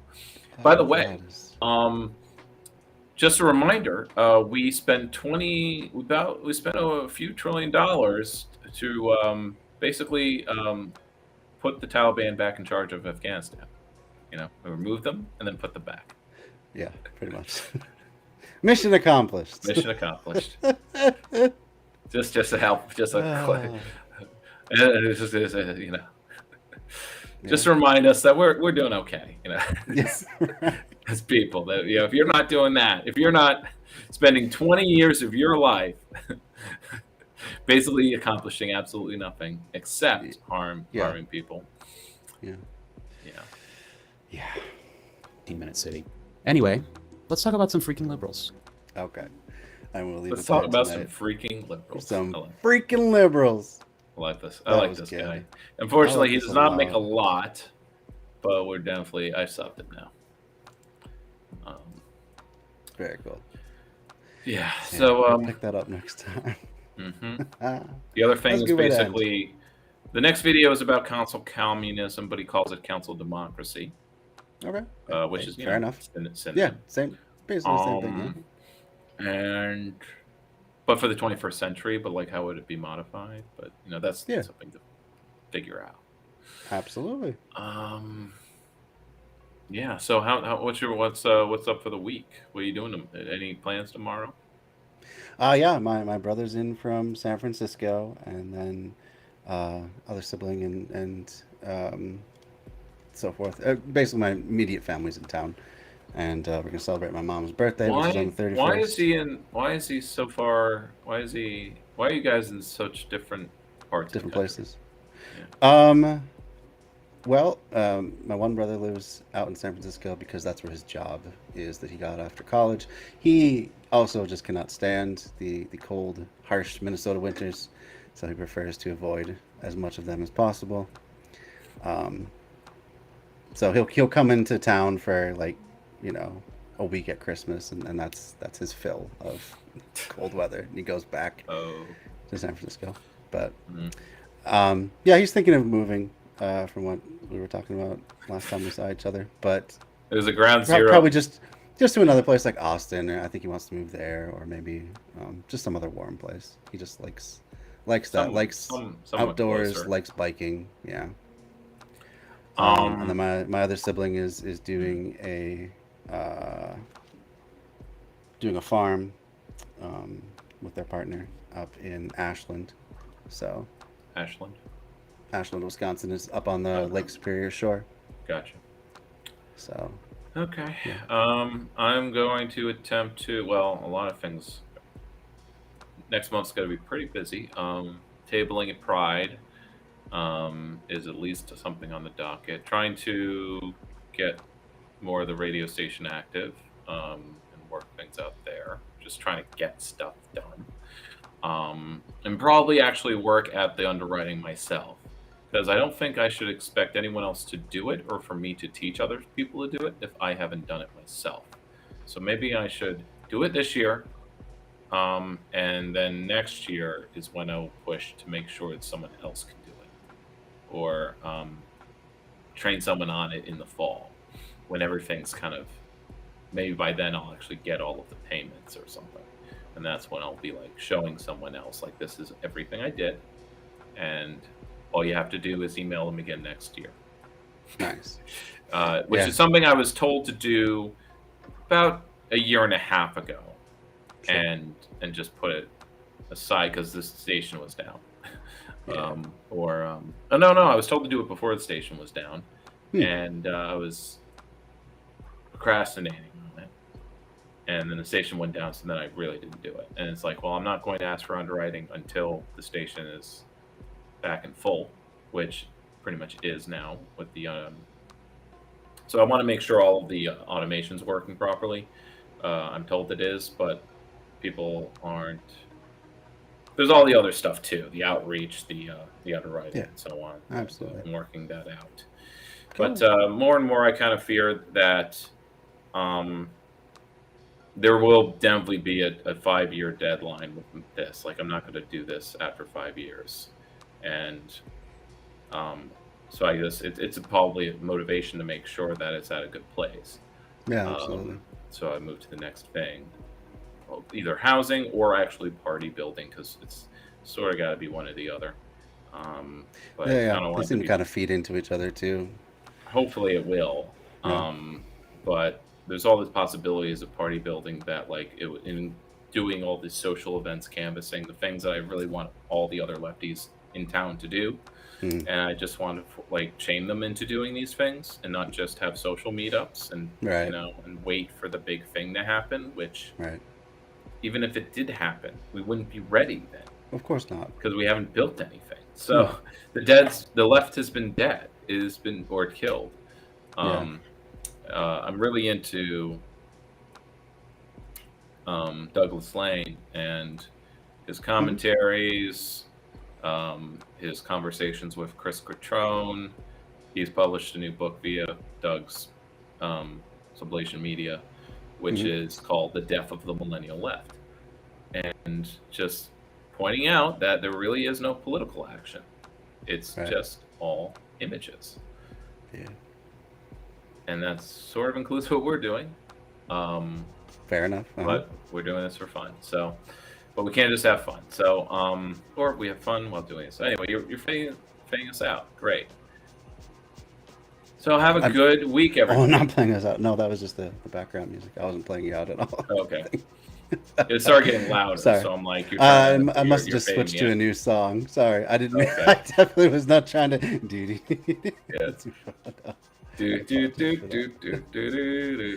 But cool. I look forward to getting back together again in a couple weeks and taking up that video again. All right.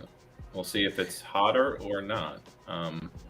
Pretty warm weekend here in New York at 90. Yeah, 90. Yeah. But it's in the mid 80s where we're at. So. I think it'll be just 80 next week, and that's fine with me. Yeah. So, all right. Good night, guy. Have a good one. All right, and that was Dan Platt of the Three Left Show. You can always check out Dan's stuff by going to threelefts.news. I'm going to put it up in the chat as well.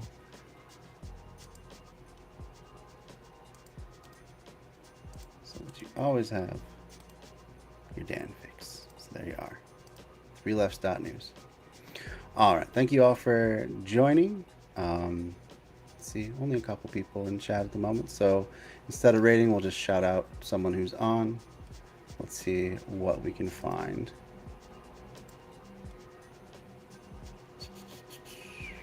Okay. All right, Lost Sue's on right now. That's a good channel to go check out.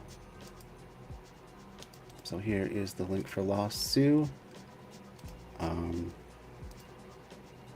you have it. And I will see you all sometime soon. Won't be doing the stream tomorrow. Maybe do it later in the week on People's History of the United States.